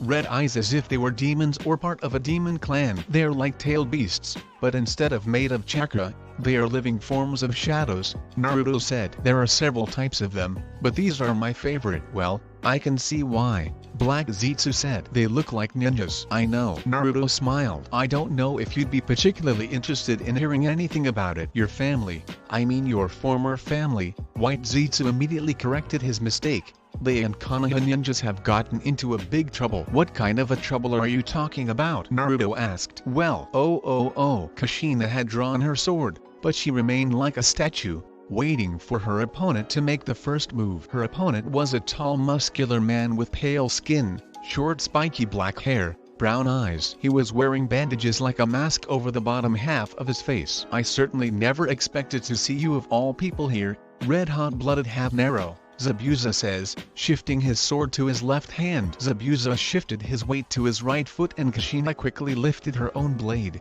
parrying the strike. Zabuza's sword was massive, as tall as a full-grown man, shaped like a butcher knife. Its sword's name was Kubikiraboho. Kushina blocked his strike again with her own sword. The metals clashed in a huge sound. Compared to Zabuza's huge sword, Kushina's sword was small. It was thick, razor-sharp, two-toned blade. The sword was accented with the black cord around the hilt, gold menaki, red cord around the wooden guard. "I need to be careful around her," Zabuza thought. "She is an S-rank shinobi and my wrong move can cost my life." Once again they clashed swords. This time the demon of the hidden mist applied an amount of force. Swinging rightwards with full force, he sent Kushina skidding backwards. Zabuza noticed small cracks in his sword. "So this is the power of Benaheim, the legendary sword of Uzumaki clan head." Oh. Kakashi heard a small explosion followed by the sound of clashing steel. Kushina-senpai has started to take her opponent seriously, he thought. He uncovered his Sharingan eye. Kakashi looked at his opponent. His name was Nagair. He had small black eyes and cheek-length black hair. He was wearing a weird hat on his head tied under his chin, a beige-colored tunic-type sleeveless shirt buttoned together with a single button, and a tan-colored baggy pair of short pants held up with a white belt. Nagair was a user of a simulate all creation technique that allowed its user to take on the properties of any nearby object. Two ninjas launched themselves. Two traded blow after blow, faster than any regular human eye could follow. Parting away, they tossed some handful of shurikens. The throwing stars collided with each other and cancelled each other out. They then engaged in another fierce battle of taijutsu, trading kicks and punches with each other. Kakashi slipped the kunai in his hand from his hidden pocket and moved to plunge the kunai down into his opponent's neck. The kunai failed to penetrate Nagira's neck as it simply bounced off his rock-hard skin. Assimilation. Rock tank. Fusing with a nearby rock, Nagira expanded into a large ball and rolled towards Kakashi with great force. It would be harder to attack him this way. Kakashi recognized technique similar to the Akimeki cleanse human bullet tank. He knew he needed to get out of the way fast. Oh, why is the air so cold all of a sudden? Sasuke thought to himself, not dropping his guard. He was so focused on Haku that he didn't notice the water all around him blowing into the air and hardening. Secret technique. Demonic mirroring ice crystals. All around Sasuke, mirrors made of ice cropped up. He was boxed in by the dome shape the mirrors collectively formed. What happened next was even more amazing. Haku walked up to one of the mirrors. He just kept walking right into the mirror. But even more amazing was the fact that Haku's image suddenly spread to all the mirrors. What's he planning to do with those mirrors? Sasuke wondered. He knew this was a jutsu, but it was baffling. Let me show you real speed. Haku's voice intoned. Seconds later, senbon flew from every direction. Wind release. Breakthrough. Before any of the senbon could hit the Uchiha, a gust of wind came and blew them away, sending them back to the fake hunter Nin. Sasuke, are you alright? Natsumi asked. You idiot. We could have attacked him from both sides. Sasuke shouted. Our best chance was to have me attack from the inside, while she attacked from the outside. And what does this idiot do? She surprises Emi instead of the enemy. Excuse me. You're welcome for the save. I went through hell to help you. Natsumi shot back. At that point, Haku resumed his attack, this time hitting both Natsumi and Sasuke. This led Sasuke to form a desperate plan escape by destroying the mirrors. Fire style. Fireball jutsu. Sasuke released a huge amount of fire from his mouth. But to Sasuke's exasperation, the ice didn't melt. It only scratched their targets. Then, as if to add insult to injury, the mirror rapidly repaired itself, leaving no trace of his attempt to escape. Haku's voice echoed throughout the icy prison saying, your fire attacks can't hurt me. You can't catch me. Multiple shadow clone jutsu. Natsumi created a dozen flesh and blood devils of herself. Immediately, clones moved around her and Sasuke, forming a ring of the protective wall. Hey, Sasuke, let's try your fire with my breeze, Natsumi said. Sasuke didn't understand what she was saying, but then Sasuke caught the meaning. Both genin started waving hand signs of their respective jutsus. Fire style. Great Fireball Jutsu. Wind release. Great Breakthrough. Sasuke inhaled air, and then blowing out a huge amount of fire through his slightly open fist. At the same time, Natsumi released her own Wind Jutsu. How fire and wind jutsus worked. Natsumi and Sasuke's attacks merged to create an enormous, blazing hot fireball. Haku was paralyzed in shock when he saw the roaring fireball approach him. Zabuza's apprentice tried desperately to think of a way to escape from the oncoming attack. No matter where Haku looked, he couldn't find a way to escape. The collaboration attack was big enough that no matter which mirrors Haku jumped to, he would be hit by the attack. Haku immediately moved as all mirrors in the front of him as a protective shield. Instantly, after the blazing hot fireball collided with the frozen mirrors, a huge explosion occurred. Both Natsumi and Sasuke were forced to cover their eyes from the flares and minuscule ice shards. Oh, aren't you supposed to rest in order to recover faster? Naruto sighed as he stood in front of Kiba and his Nid dog. He had met the fellow genin just a few distances away from Tarzuna's house. I'm feeling much better now, Kiba. Thanks for asking, Naruto said. But what are you doing here? I thought you went with others. Kakashi-sensei sent me back to guard Tarzuna's house. You're slightly late. Just a few minutes ago, Togatu's men attacked Tarzuna's family. If it wasn't for me, Inari would be dead by now, Naruto said. Kiba's eyes widened. Has anybody been hurt? He asked. No one hurt. I don't think there will be another attempt on their life, but better safe than sorry, Naruto said. He suddenly jumped up and grabbed hold of a branch and climbed up into the tree. Kiba, here is the plan. Kakashi-sensei gave you an order. You will follow his orders and I'm going to help others. Hey, wait. Naruto zipped through the trees like flying, barely touching a branch before he was reaching for another. Soon, he disappeared into the forest. Akamaru gave a series of barks and Kiba sighed. I know, Akamaru. The guard duty is world's most boring job, he said. I hope Shino has better luck than us. Oh. Shinobu was always cool, calm and collected, that he rarely lost his temper. But at this time, He really wanted to put all his insects into the pink-haired Kunoichi's mouth. Sakura-san, I must insist that you stop talking loudly. You're giving our position to enemy ninjas, Shino said. Ah, what? Sakura asked, confused, not clearly understanding the situation. Girl, stop taking, Tarzuna said, frustrated. You're going to get one of us killed. A tiny, iridescent black and blue beetle-like insect landed on Shino's fingertip. It flicked its wings on occasion. The only way Shino studied the bug carefully before nodding, allowing it to run back to its home beneath the skin. There's another one. I have to find Sasuke-san and Natsumi-san and very quick, Shino thought. He unleashed tons of bugs from his clothes. The Kakeichu met up in the air, and suddenly they all vanished in the mist, all searching for his fellow ninja. The chakra in the mist is making very hard to find them. Tarzuna was normal. He had seen Shino using the same move before. But Sakura, she was pale as a ghost, and had a disgusted look on her face. Sakura opened her mouth to say something, but an explosion shook the ground. What's going on? She asked. Oh. Haku lifted his trembling hand. His ice mirrors had managed to prevent heat from the jutsu reaching him, but the sheer force of the attack had shattered his all mirrors. One of the ice shards had hit him, nearly missing his heart. He started clawing at his chest, wanting that terrible pain to stop. Natsumi and Sasuke uncovered their eyes. With the exception of a few cuts and bruises, this was all the damage they had sustained. They gazed at the destruction they caused. While the actual damage to the structure of the bridge was light, there was vast surface scarring and there were occasional whips of smoke coming up. Natsumi blinked her eyes at the damage and dumbly said, "Whoa, I didn't think we'd do this much if we teamed up." Sasuke would have the retort that he did most of the damage, but if he had been paying attention, the Avenger of Team 7 was staring at injured Haku. Even though Sasuke didn't like to admit, Haku had been stronger than him. That was something that angered and exhilarated Sasuke.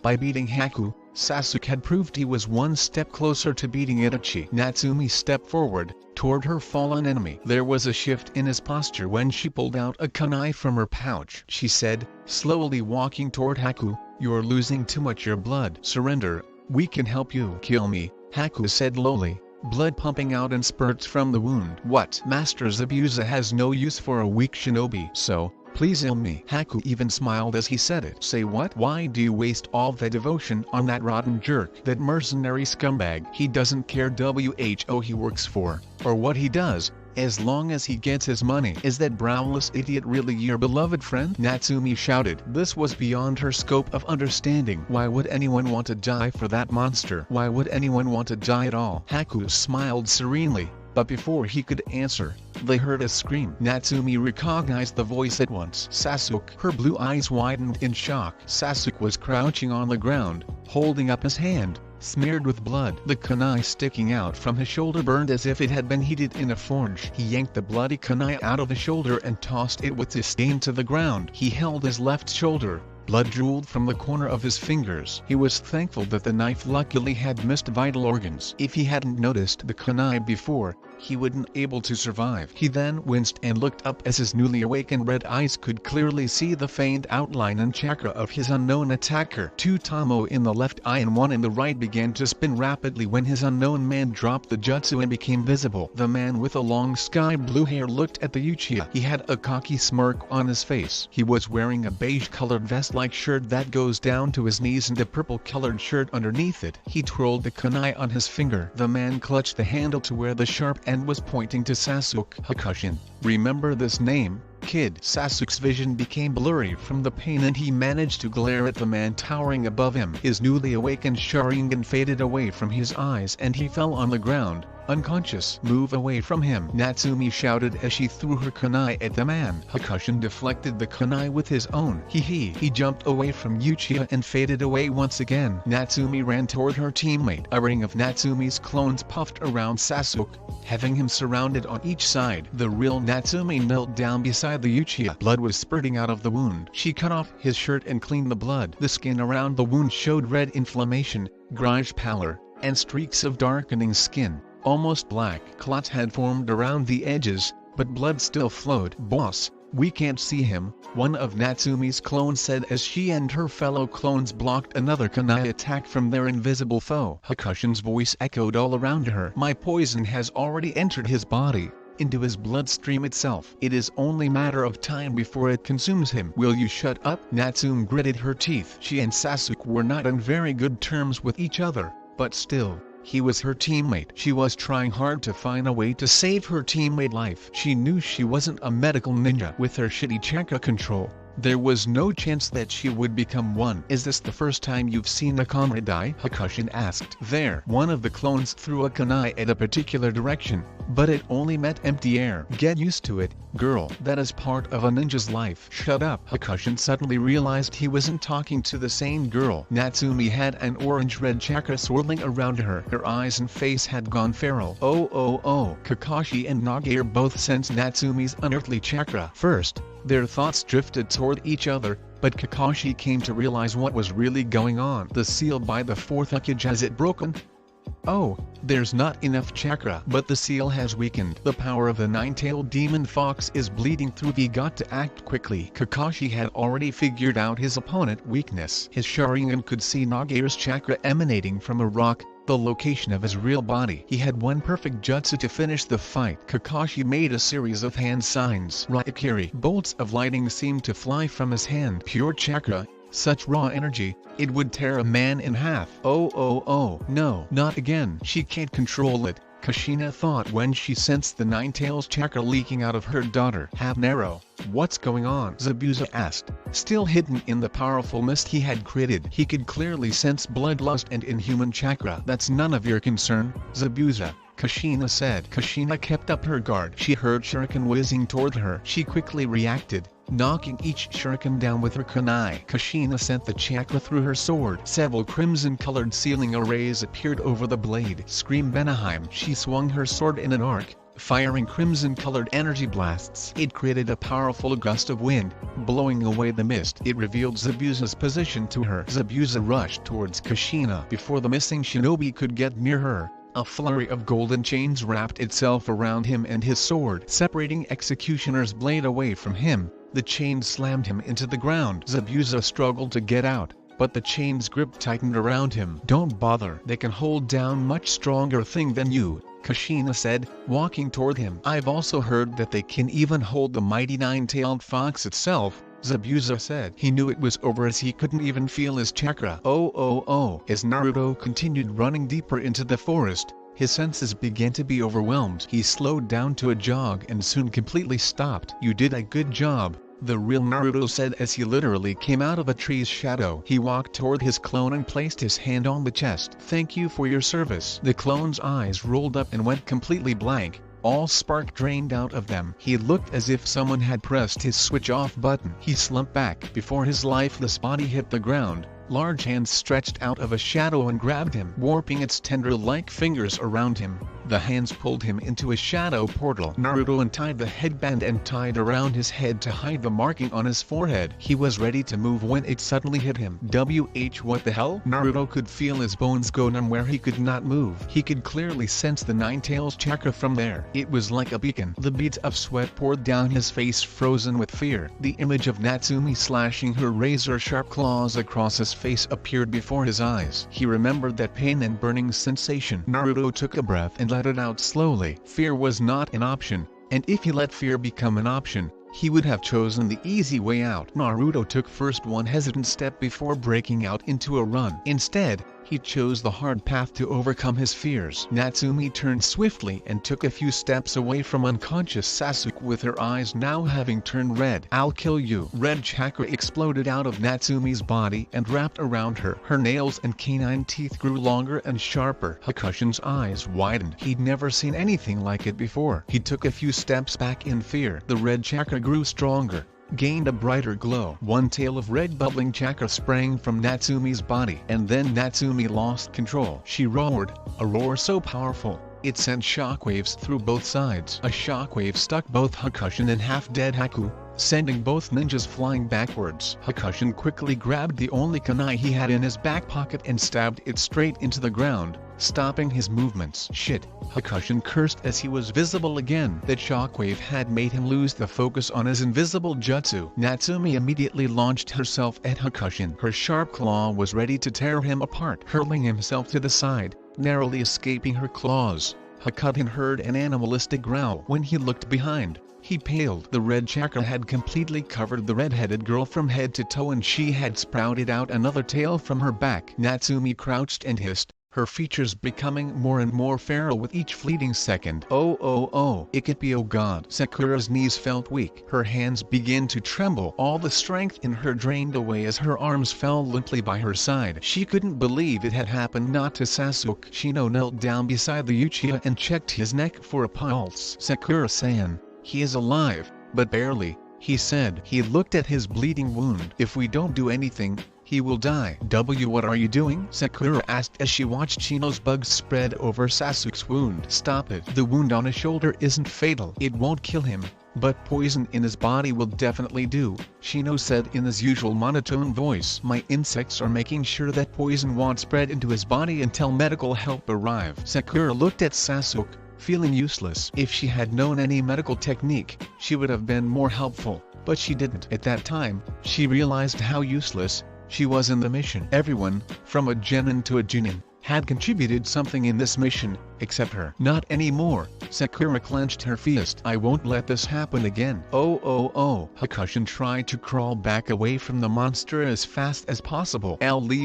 Leave me alone, he shouted and threw a handful of shurikens at the monster. All shurikens just bounced off the nine-tailed chakra cloak and fell to the ground harmlessly. Natsumi growled and lifted her arm. An arm made of red chakra stretched up, forming a giant fist. She didn't give her enemy time to think as the fist slammed on him, burying him deep into the ground. She did not see her enemy was already dead. Her bloodlust consumed her. Violently, the chakra arm grabbed Hakushin's limp body and lifted him up. The sharp claws dug deep into the body. Blood dripped to the ground. Natsumi slammed him onto the ground 3-4 times before letting go. The lifeless and barely recognizable body of Hakushin dropped to the ground. Kyuubi feet. Natsumi let out a huge roar, blowing away all mist around her. The pressure of Nine-Tailed chakra almost tripled as it made visible distortions, squashing the air around her. Natsumi then arched her head backwards, and the tails upward. She began gathering black and white chakra to form a ball above her mouth. Tarzuna took few steps back. What's going on here? Is it some kind of your ninja technique? He asked, looking fearfully at Natsumi. Cold sweat dripped down her face. Sakura didn't need any sensory abilities to feel nature of the red chakra. So much bloodlust poured from Natsumi's body that it felt like the air itself was ready to burst. I don't know, but her chakra, it is not natural, she said. This isn't good, Shino said as he watched a compressed chakra begin to take shape over Natsumi's mouth. Kyuubi feet. Natsumi suddenly saw coming up fast toward her, but she reacted an instant too late. The bottom of a boot slammed into her face, causing the black sphere intently to disappear. Natsumi jerked head black and whipped her tail at the head of the attacker, the only for it to be dodged away. Naruto landed on both feet without even the slightest stumble. He clasped his hands and his chakra sprang out, forming several black chains. The glowing chains shot out from all directions, attempting to ensnare Natsumi. But it wasn't easy because of Natsumi's small size and her increased speed. Naruto's eyes widened and he froze in his place when he saw a massive claw made of pure red chakra coming toward him. His heart began to pound. His mouth became as dry as his palms became wet. The image of 6-year-old Natsumi slashing her razor-sharp claws across his face flashed through his head. He shook from head to toe and found himself breathing like an unfit man running to the finishing line of his first marathon. He remembered that pain and burning sensation from the red chakra. The chakra chains became unstable and dissolved, making Naruto an easy target. The claw hand slammed into his chest. He flew backwards, a shockwave of sound and air exploding from the contact. Naruto rolled, shadows splashing off his body and lying like deep puddles. His feet touched the ground. He spun, crossed his arms, and dissolved in form of a black ink. Naruto, Sakura shouted, watching her teammate to disappear. Don't worry, boss can take care himself, Naruto's clone said, green chakra glowing around his hand. The clone's hand was over Sasuke's right shoulder. A green, luminous glow from his hand was going into the Uchiha's shoulder to heal it up. Shino had done a good job in preventing the poison from spreading through Sasuke's body. After removing the last bit of poison out of the last Uchiha's body, the clone used his more advanced healing jutsu to speed up the healing process. Naruto leapt out of a shadow. There was a large cut across the fabric of his shirt and fresh blood, but no wound. His healing factor had already taken care of it. He took a deep breath and cleared his mind. It's now or never. Naruto ran toward his twin sister. I won't let the fear control me again. Natsumi sent a chakra arm in his direction. Naruto foresaw the motion and quickly dodged it. Another chakra arm branched out. He evaded them in midair by stepping on a black rectangular platform that had just appeared out of nowhere beneath his feet. Kyuubi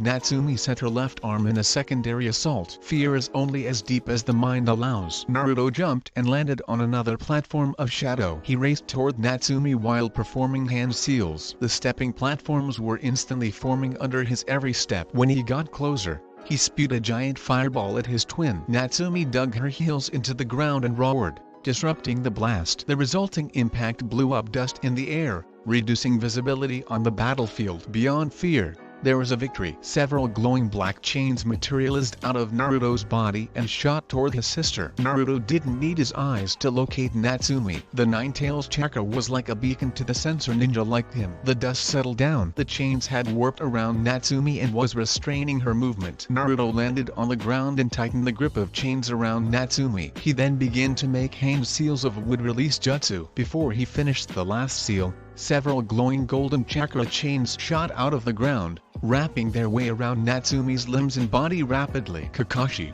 do it! Kushina shouted as she landed in front of Naruto. In a burst of speed, Kakashi appeared next to Natsumi. He slapped a special seal tag on her forehead. The chakra suppression seal worked immediately. It disturbed the flow of the nine-tailed chakra in her body. The chakra cloak around Natsumi dissipated. The fox's chakra returned back into the seal and Natsumi's features reverted back to normal. Her eyes rolled back in her head as she fainted. Kushina and Naruto retracted chakra chains back into their bodies and Natsumi fell to the ground. Kushina's eyes traveled to the large cut that ran up her son's chest. Naruto, you are hurt, she said, worriedly. She went to check wound on his chest. Naruto slapped her hand away. I don't need your sympathy, he said, coldly. With that, he turned and walked away. But after a few steps, he turned again. Your golden child is there. He pointed at unconscious Natsumi. Why don't you just go there and dote over her like you always do? Kushina watched her son walk away. I can change the past, but the present is my hands. Naruto, I will bring you back to our home. Your home. This is my promise. She moved toward her unconscious daughter and knelt down. How is she? She asked. The seal has successfully suppressed Fox's chakra, but it has left her exhausted, Kakashi said. Kushina softly stroked her red daughter's hair. Kakashi got up and left to check others. He then walked over to where his students were and stopped to talk to them. He looked at injured Sasuke, watching the slow rise and fall of his chest. How is his condition? He asked. It's too early to say something, Naruto said. At the moment, he is stable, but Kakashi asked. I need to put him under critical observation to say something more about his condition. Kakashi nodded his head. Kakashi-sensei, Sakura called. Yes, Sakura. Kakashi turned his head toward his pink-haired student. What was that red chakra Natsumi used in the fight? She asked. That chakra wasn't normal. Even my Kakeichu were afraid of getting close to it, Shino said, his usual monotone voice filled with curiousness. Kakashi looked at Sakura and then Shino and sighed. He had seen that coming. Even Tarzuna wanted to know about it as he came close to hear him. It's classified. I can only tell you without breaking the rule is that it is a special chakra. Only 9 people in the whole world can use it, Kakashi said. Unscrewing the lid, Tarzuna gulped down a mouthful, too, and then another. The alcohol burned his esophagus and slid down into his belly. Breaking the silence, he asked, what happened to those super scary ninja? Well, Kakashi started. At that time, a gust of strong wind lifted the heavy curtain of mist. There, in the distance, were dead bodies of Zabuza and Nagair lying in a pool of blood. They are dead, Kakashi said. Tarzuna swallowed nervously. Where is that fake counter ninja? Sakura asked. Suddenly, everyone looked around. They saw only 3 bodies. One was clearly missing. Shino called his insects and hundreds upon hundreds of bugs began to swarm around him. His chakra signature has disappeared, Shino told them, his insects around him buzzing noisily. He is gone. Kushina carried her daughter toward her team. How is Sasuke now? She asked. Much better than before, Kakashi answered. Kushina said, okay, take him and Natsumi to Tarzuna's home. They aren't safe here. We don't know how many ninjas Gato has hired. Let me help you carry the boy. At least this I can do, Tarzuna said. He suddenly seemed like a kindly old man, rather than the drunken construction worker he had been acting like the entire trip. Well, what a mess. Kakashi looked up, seeing a small man tapping his cane. He had brown hair and was wearing a black suit with a purple small and pair of black glasses. Tarzuna took a step back when he saw the nearly 100 thugs behind the man. Katu, he said, his eyes widening in absolute terror. Thanks for killing them, Leaf Ninjas, Katu said, then smiled evilly. You see, I never planned to pay them. It's such a pain, hiring skilled warriors like them. It's such a hefty price. Now that they've worn all of you, my thugs can kill you easily. That reminds me, I have a score to settle. He walked over to where Zabuza's body was laid. Calling yourself the demon of the hidden mist. What a load of crap. Baby demon, maybe. I call it false advertising. He began to lay in, kicking it, shaking her head in disgust. Sakura said, disrespecting the dead. He is such scumbag. What's the plan, Kushina-sensei? Shino asked, looking at all bloodthirsty samurais. We're heavily outnumbered. Kushina unsheathed her sword Benaheim and took a fighting stance. We are ninjas and a spirit of a ninja never give up, she said, not taking her eyes away from the enemies. One by one, all ninjas pulled out their respective weapons. They were ready for the battle when several wooden planks spurted out of the ground. In a matter of seconds, there stood a large wooden wall between them and the group of thugs, separating both groups from each other. Kushina turned her head toward her son. Naruto shook his head, telling her it wasn't his doing. She thought, if it isn't Naruto, then Yamato, Kakashi muttered. Besides Naruto, he was the only person he knew who could use the wood release. They could hear shouts and cries coming from behind the wooden wall, screaming, cursing, and what sounded like metal clashing. Sword clashing. It started out slowly and then became louder. The noise stopped and everything became too quiet. The wooden wall retracted back into the ground. There stood, in distance, 4 masked men dressed in standard uniforms of leaf and blue. One man in eagle mask was holding Gatu at sword's point. Around them were Gatu's thugs lay dead, injured or dying. Ananba walked toward the fellow leaf ninja. Kushina and Kakashi were already aware who was behind the mask. They had recognized a mask that resembled a cat's face covered in green. Kakashi-senpai, Kushina-senpai, the Anbu greeted them. Tenzo, did Minato-kun send you here? Kushina asked, using Yamato's code name. No, we are on another mission, Tenzo said before he looked at Kakashi. Do you remember that mission,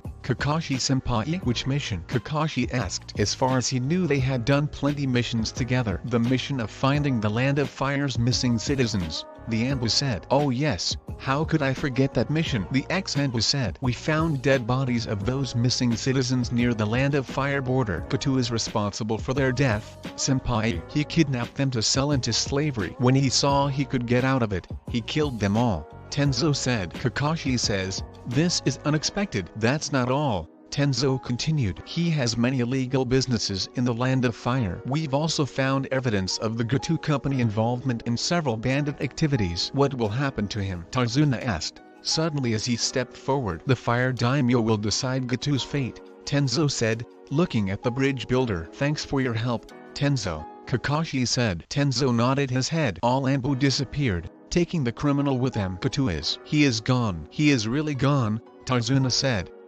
It took him few minutes, believe in it. His face split into a wide smile. We are free. Sakura went toward her teacher. Kakashi-sensei, she said. Yes, Sakura. Do you want to ask something? Kakashi said as he could see a big question mark on her face. Kakashi-sensei, that wall. It was the wooden wall, but Sakura trailed off. But only wood release bloodline can create something like that, right? Kakashi mentally cursed Yamato for showing his bloodline and said, yes, you are right, Sakura. But how? Lord First Hokage is the only user of that bloodline, Sakura asked. Then her eyes widened with the realization. You are telling me there's another one too? Actually, Kakashi thought. The information you are asking is classified. Sorry, I can tell you about it, he said. I understand, sensei, Sakura said. She watched as Kakashi went to pick up the Uchiha. What the? All things we asked is classified. Inner Sakura shouted. Suddenly, an arrow flew across the air and buried itself into the concrete. This is our land. Gatou. You can't have it. It was an Ari, and he had an entire army of villagers behind him. He looked over and only saw dead bodies. What? What's going on? Where is Gatou? You are kind of late, Naruto said. Katu is gone and we are free now, Tarzuna declared happily. The citizens of the Land of Waves dropped their weapons. They cheered their homelanders once more. Naruto-san, can I talk with you? Shino asked his classmate. Naruto looked the insect's user. Yes, Shino. Those black-colored platforms you made in the fight. What were they? Shino asked. I know we are from the same hidden village. We were a classmate, but it doesn't mean I'm going to tell you my all secret. Naruto said. We are ninjas and a ninja's greatest strength is deception. Shino didn't ask him as he understood his logic. Oh, thank you for your hospitality. Well, it'll be done once you're gone. But come by and visit. Alright, Tarzuna answered Kakashi's thanks. Wave citizens waved at their heroes, wishing for a safe and successful journey. They didn't stop waving at them until they became a blur. What's the name of the bridge? Tarzuna, one of the bridge workers asked. How about the super awesome Tarzuna bridge? Tarzuna offered. The crowd booed at his suggestion, showing displeasure. How about the Great Leaf Bridge in the honor of the Leaf Ninjas, who stopped Scumgetoo? Someone from the crowd suggested. The crowd was silent for a moment before they burst into cheers for the name. Tarzuna carved the name into the plaque at the end of the bridge. Oh, Kurenai, you made reckless decision continuing that mission. When your team encountered the 2 Chunin-level missing ninjas, the mission parameter increased from C rank to B rank, Minato said to the leader of Team 8. Kurenai looked down in shame, knowing her superior was telling truth. Kiba opened his mouth to defend his teacher, but Shino grabbed his friend's shoulder, stopping him saying anything reckless in front of their leader. One of your genins could have died in that mission. You were extremely lucky. But Minato continued, good job, we, our Leaf Ninjas, never abandoned the mission. Kurenai looked up, a surprised expression crossing her face. Thank you, Lord Hokage. She gave a slight bow. Minato turned his attention toward the last loyal Uchiha. Sasuke, how is your wound? He asked. Just slight ache, nothing more, Sasuke said, subconsciously grabbing his right shoulder. Naruto has done a good job healing it. Minato nodded. I'm glad to hear it and congratulations for activating your Sharingan, he said. Thank you, Sasuke said. Minato moved toward Team 8 and said, Team Kurenai Nata Hyuga, Shinobu Kiba and Yuzuka. He looked at the white dog sitting on Kiba's shoulder, and Akamaru, when your teacher was injured, you all handled that situation very effectively until help arrived. Great job. Hinata smiled and Kiba grinned happily. Akamaru let out a small bark of happiness. It was barely visible, but Shino's lips curved in a small smile. Minato smiled as he looked at his son. Naruto, you showed great courage and exceptional medical talent in a mission. You put your life in danger to save lives of your fellow ninjas and our client from certain danger, he said. I'm proud of you, my son. Naruto didn't say anything or show any reaction. Minato's acknowledgement meant nothing to him. There was a time when he wouldn't have done anything for it, but he had left that time far behind. Minato had expected this kind of response from a son. Congratulations to all of you for successfully completing the mission, he said. Natsumi, stay here, I want to talk to you. The rest of you are dismissed. Everyone left the Hokage office except Natsumi and Kushina. Minato made some hand seals and the doors and windows glowed. How are you feeling, Natsumi? He said. Natsumi looked down at the floor. She looked so uncomfortable. I am sorry, Daddy. I lost the control again. Tears raced down her cheeks as she could not hold any longer. Kushina watched her daughter break down. She reached her, to stroke her hair and rub her back, to comfort her. Natsumi, she said. I felt lost. I didn't know what I was doing, but it's not an excuse. Natsumi sobbed. I attacked my friends. They would have died if it wasn't for Naruto Nikan. I nearly killed him again. Natsumi burst into tears like a broken sprinkler system. They poured down her face so forcefully she couldn't keep up with wiping them away. She sobbed so hard she could barely catch her breath. Kushina wrapped her arms around her daughter and hugged her on her shoulder. It's okay, Sweaty. Let it out. The worst thing in the world was watching someone you loved cry, but Minato had to do it. Natsumi, you must learn to control Nine-Tails chakra, he said. But what if I lose the control again? Natsumi asked. She didn't want to use Fox's chakra ever again. In the influence of the red chakra, she had nearly killed her father twice. She didn't want to happen it again. This may sound a little harsh, but it's better you lose the control in a controlled environment than on a battlefield. But listen to your father, Natsumi, Kushina said. I was a former container of the fox. I know it's not easy to control his chakra. It is filled with hatred, but you have to at least try it. I know you are afraid, but it's normal, Minato said. He stood up from a seat and walked toward his daughter. are human beings. And whether we like it or not, we are afraid. We live in a world full of fear. He bent down slightly so he was eye level with his daughter. You will never accomplish anything meaningful in your lives if you let fear control you, he said. Natsumi thought about everything. She knew her parents were right. She couldn't run away from her fear. It would just chase her and get bigger and bigger. It was time to stop, stand and face it. What the family didn't realize was that they weren't alone in the office. A pair of red eyes, glowing faintly, were watching over them from the darkest corner of the room where the natural light could hardly reach. Oh. Naruto was walking down the street of Leaf Village, lost in deep thought. He was thinking about upcoming Chunin exam. He stopped dead in his tracks. He had heard his name being called. He turned around and saw his pink-haired teammate running toward him. Sakura stopped in front of him. Naruto, I've been looking for you, she said, panting heavily. Naruto raised an eyebrow at this. I thought you liked Sasuke, Sakura, he asked. Sorry, I'm not interested in you. What are you talking about? I like Sasuke-kun, Sakura shouted. Sorry, my mistake, Naruto said. He sighed in relief. He didn't need another diehard fangirl. One Ino was enough. So what can I do for you? Where did you learn the medical ninjutsu? She asked. Why are you suddenly interested in that? Well, she looked so uncomfortable. The wave mission opened my eyes when I saw Sasuke lying on the ground and covered with blood. I felt worthless and useless.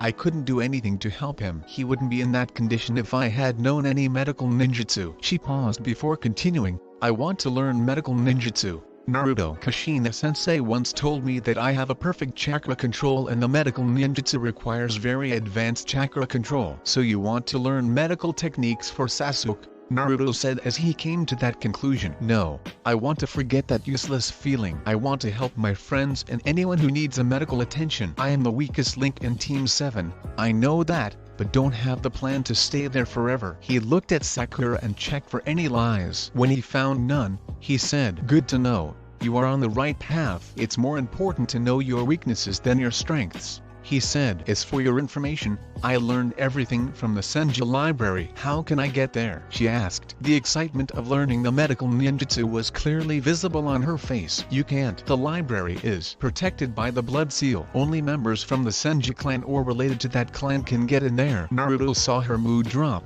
So he said, the ninja library has a separate section for medical books. You can learn some basic techniques from there, but to learn more advanced and actual healing techniques, you have to contact the head of Medic Corps. Sakura smiled and said, thank you, Naruto. This is very helpful. After she left, Naruto turned around and made his way to the marketplace. He quirked an eyebrow when 3 kids around the age of 8-9 passed him, screaming and running away from a furious purple-headed girl. He wondered what the idiot grandson of the 3rd Hokage and his friends did to Amiaboli and Ninja Academy dropout to make her angry like that. Shrugging, he continued his walk, only to stop when he felt the chakra of a tailed beast nearby. Oh, let me go. The short spiky brown-haired boy struggled in the air as he was lifted roughly by the sand ninja he had bumped earlier. How dare you bump me, little brat? I'll teach you a lesson. The sand ninja had weird fashion sense. He was dressed in a black, baggy, full-body suit with a black hood that had cat-like ears. If that weren't enough,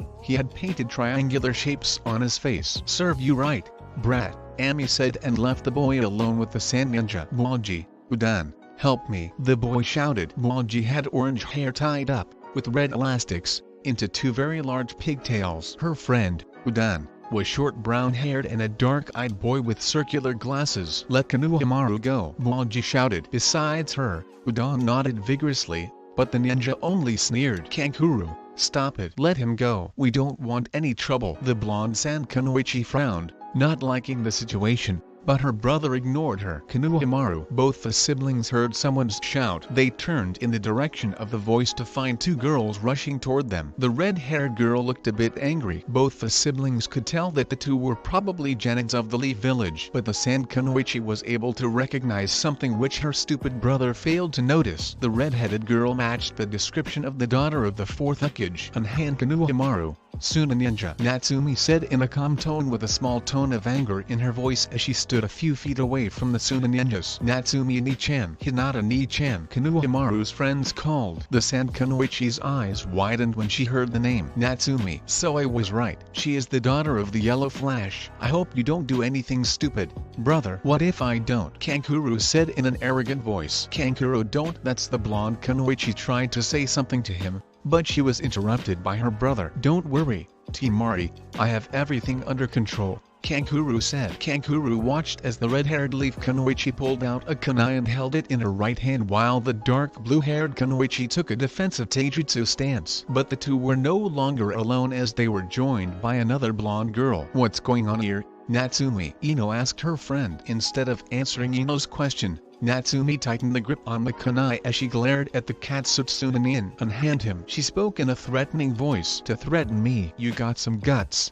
girl, Kankuro said with a mad grin on his face. But before things could escalate any further between the two parties, the black chains wrapped around each of Kankuro's limbs. The chains pinned the sand ninja to the ground, making him drop Konohamaru, who unceremoniously fell on his butt. The kid rushed towards Natsumi and hid behind her. Children of the fourth Kazekage or not, you can't threaten the grandson of the third Hokage, a calm voice said. Everyone looked up at the source of the voice to find Naruto standing on a branch of a nearby tree. The chains were coming out from his outstretched hand. Naruto-kun, Ino cried, seeing her knight in shining armor present at the scene. Naruto ni-chan, Natsumi muttered. Natsumi was afraid to make eye contact with her brother after what she had done, but she was glad that he was there. Hinata was thankful to him for saving Konohamaru. Temari looked at the boy. His description was perfectly matched with the son of the Yellow Flash. She blushed as the blonde boy appeared even more handsome in person than in the picture. She then remembered his words. Wait, he called us children of Kazekage. He knows about us. Kankuro glared at the blonde. He tried to struggle free but it was no use.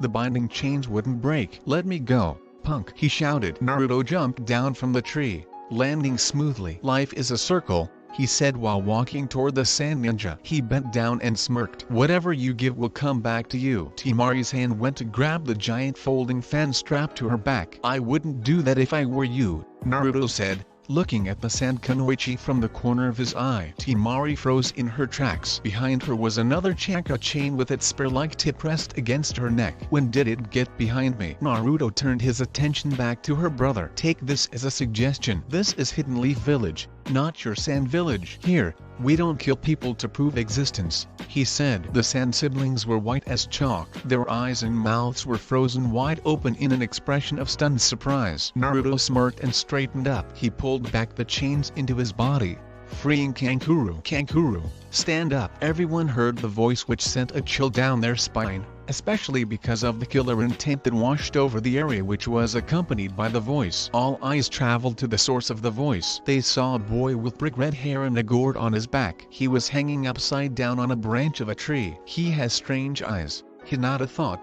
shaking slightly, as she saw strange black rings around the boy's eyes. Naruto had shrugged off the killing intent like it was nothing. I felt your chakra but I wanted to confirm it, he thought, eyeing the boy critically. So you are actually here, Tanuki. Gaara, Kankuro stuttered. He immediately got to his feet. I can EXP. Shut up. You are an embarrassment to our village, Gaara said as he focused his killing intent on Kankuro, which froze the boy in his steps. Gaara took no notice of the stares and fear he had generated in the people in the clearing as he focused on Kankuro. Losing yourself in a fight. How pathetic. Why do you think we came to the leaf? Finally, Kankuro was able to gather some courage as he quickly tried to defend his situation. Listen Gaara, they started it and shut up. I'll kill you, Gaara said, focusing a large dose of killing intent on his brother. The dose of killing intent made Kankuro start shivering along with causing him to sweat heavily. Okay, I'm sorry. Temari also spoke to Gaara to try and defuse the situation between her younger brothers. Look, Kankuro is sorry. I am also sorry really. I don't want to hear any excuse, Gaara said. He dismissed others as his eyes focused on the blonde boy. To be able to restrain both of them, he is good. It looks like we got here too early but we didn't come here to play around, Gaara said, appearing in between his siblings but his eyes still focused on Naruto. I know that, Kankuro said to his brother. What's your name? Gaara finally asked the person who had defeated his brother and sister. Naruto smirked. It's Naruto. Gaara of the desert, Gaara said, introducing himself before turning to his siblings. "Let's go." "Hey, wait," Ino called out to the Tsunanians to the surprise of everyone present. "What?" Gaara said as he turned around to look at the blonde girl. "You guys are ninjas from the Hidden Sand Village, right? You may be allies with the Leaf Village, but it is forbidden for shinobis to enter each other's village without permission. State your purpose. Depending on it, we may not be able to let you go," Ino said, making an intimidating face. Natsume face-palmed herself hard in the forehead and shook her head at her friend's stupidity. She knew that Ino was trying to impress her brother, but the scary face was too much. "Don't you know anything?" Temari said, clearly unaffected by the scary look on Ino's face as she showed her past to all. "You're right. We are Genins from the Hidden Sand Village. We have come to your village to take the Chunin selection exams." But before anyone could say anything further, Gaara spoke as he turned towards Naruto. "Are you entering the exams too?" "It's dependent on my teachers," Naruto said. "If they nominate my team,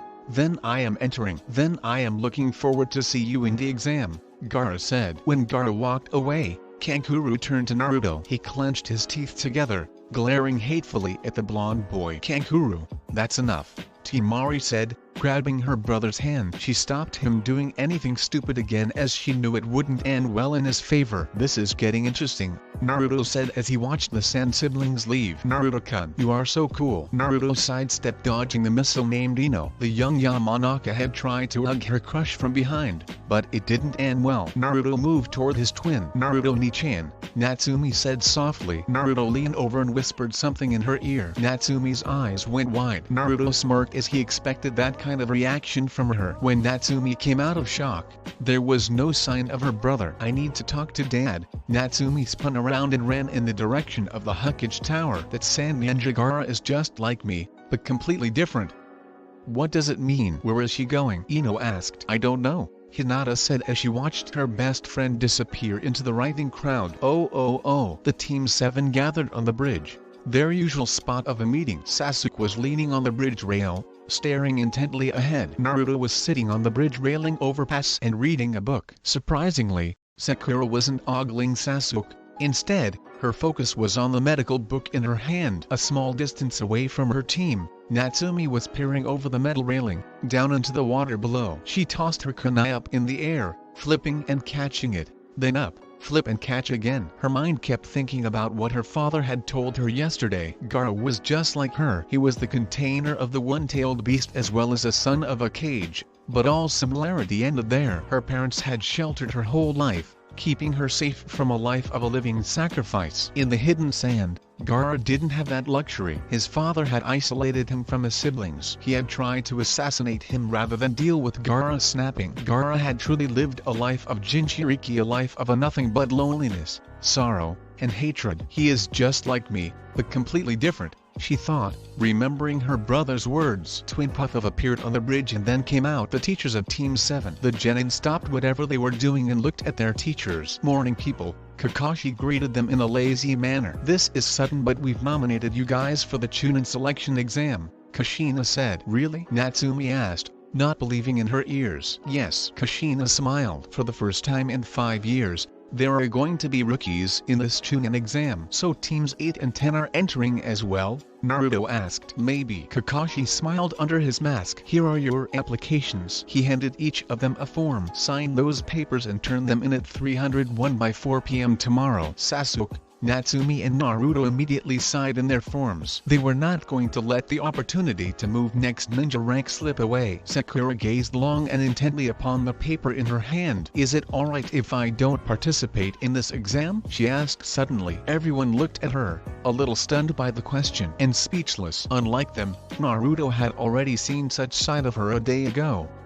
He wasn't surprised. "Well, yes," Kakashi said. "Okay. It was unexpected. Tests can only be taken by teams of 3. Sasuke, Naruto and Natsumi. Together they are already a 3-man team." "Then I am sorry." Sakura handed her form back to Kakashi. "I don't think I am ready to be a Chunin." "Are you sure?" "This is one of a chance to move forward in rank," Kakashi asked her for the last time. "I am sure, Kakashi-sensei," Sakura said. She had made the decision and she was not going to change it. "May I ask you why?" Kushina asked. She wanted to know the reason behind her decision. If it was self-confidence, then she and Kakashi could do something about it. Sakura took a deep breath and said, I am aiming to become a medical nin. Kushina-sensei, learning to medical ninjutsu is my first priority now, then move forward in rank. I'll try my luck next time. Kushina smiled. Her student had grown up from being Sasuke's #1 fangirl to a ninja. I'm proud of you, Sakura. You have made a right choice, she said. I can't help with medical ninjutsu, but I will talk to the head of Medic Corps for you. Thank you, Kushina-sensei. Good luck to everyone. You too, Sakura, Kakashi says, giving them a smile. That is all. Good luck, Kushina said. With that, both teachers puffed out of existence. Naruto looked at his teammates. I will meet you tomorrow, he said. His shadow stretched out upwards, curled around his body, and he disappeared. That's new, the remaining genins thought. See you tomorrow, Natsumi said. She decided to show off like her brother but a little. She made a hand seal and disappeared in a puff of smoke. She reappeared a few meters away in another puff of smoke. I need more practice, she thought. This time she chose to simply walk away from there. Sakura and Sakura shook dropped. Then without a word, Sasuke walked away. He took a few steps and then paused, glancing back at Sakura. At least in the future, we can depend only on Naruto for medical help. Good luck, he said. Thank you, Sasuke-kun, Sakura said happily. That's the end, guys. Make sure to like and subscribe and leave a comment letting me know if you want the next part.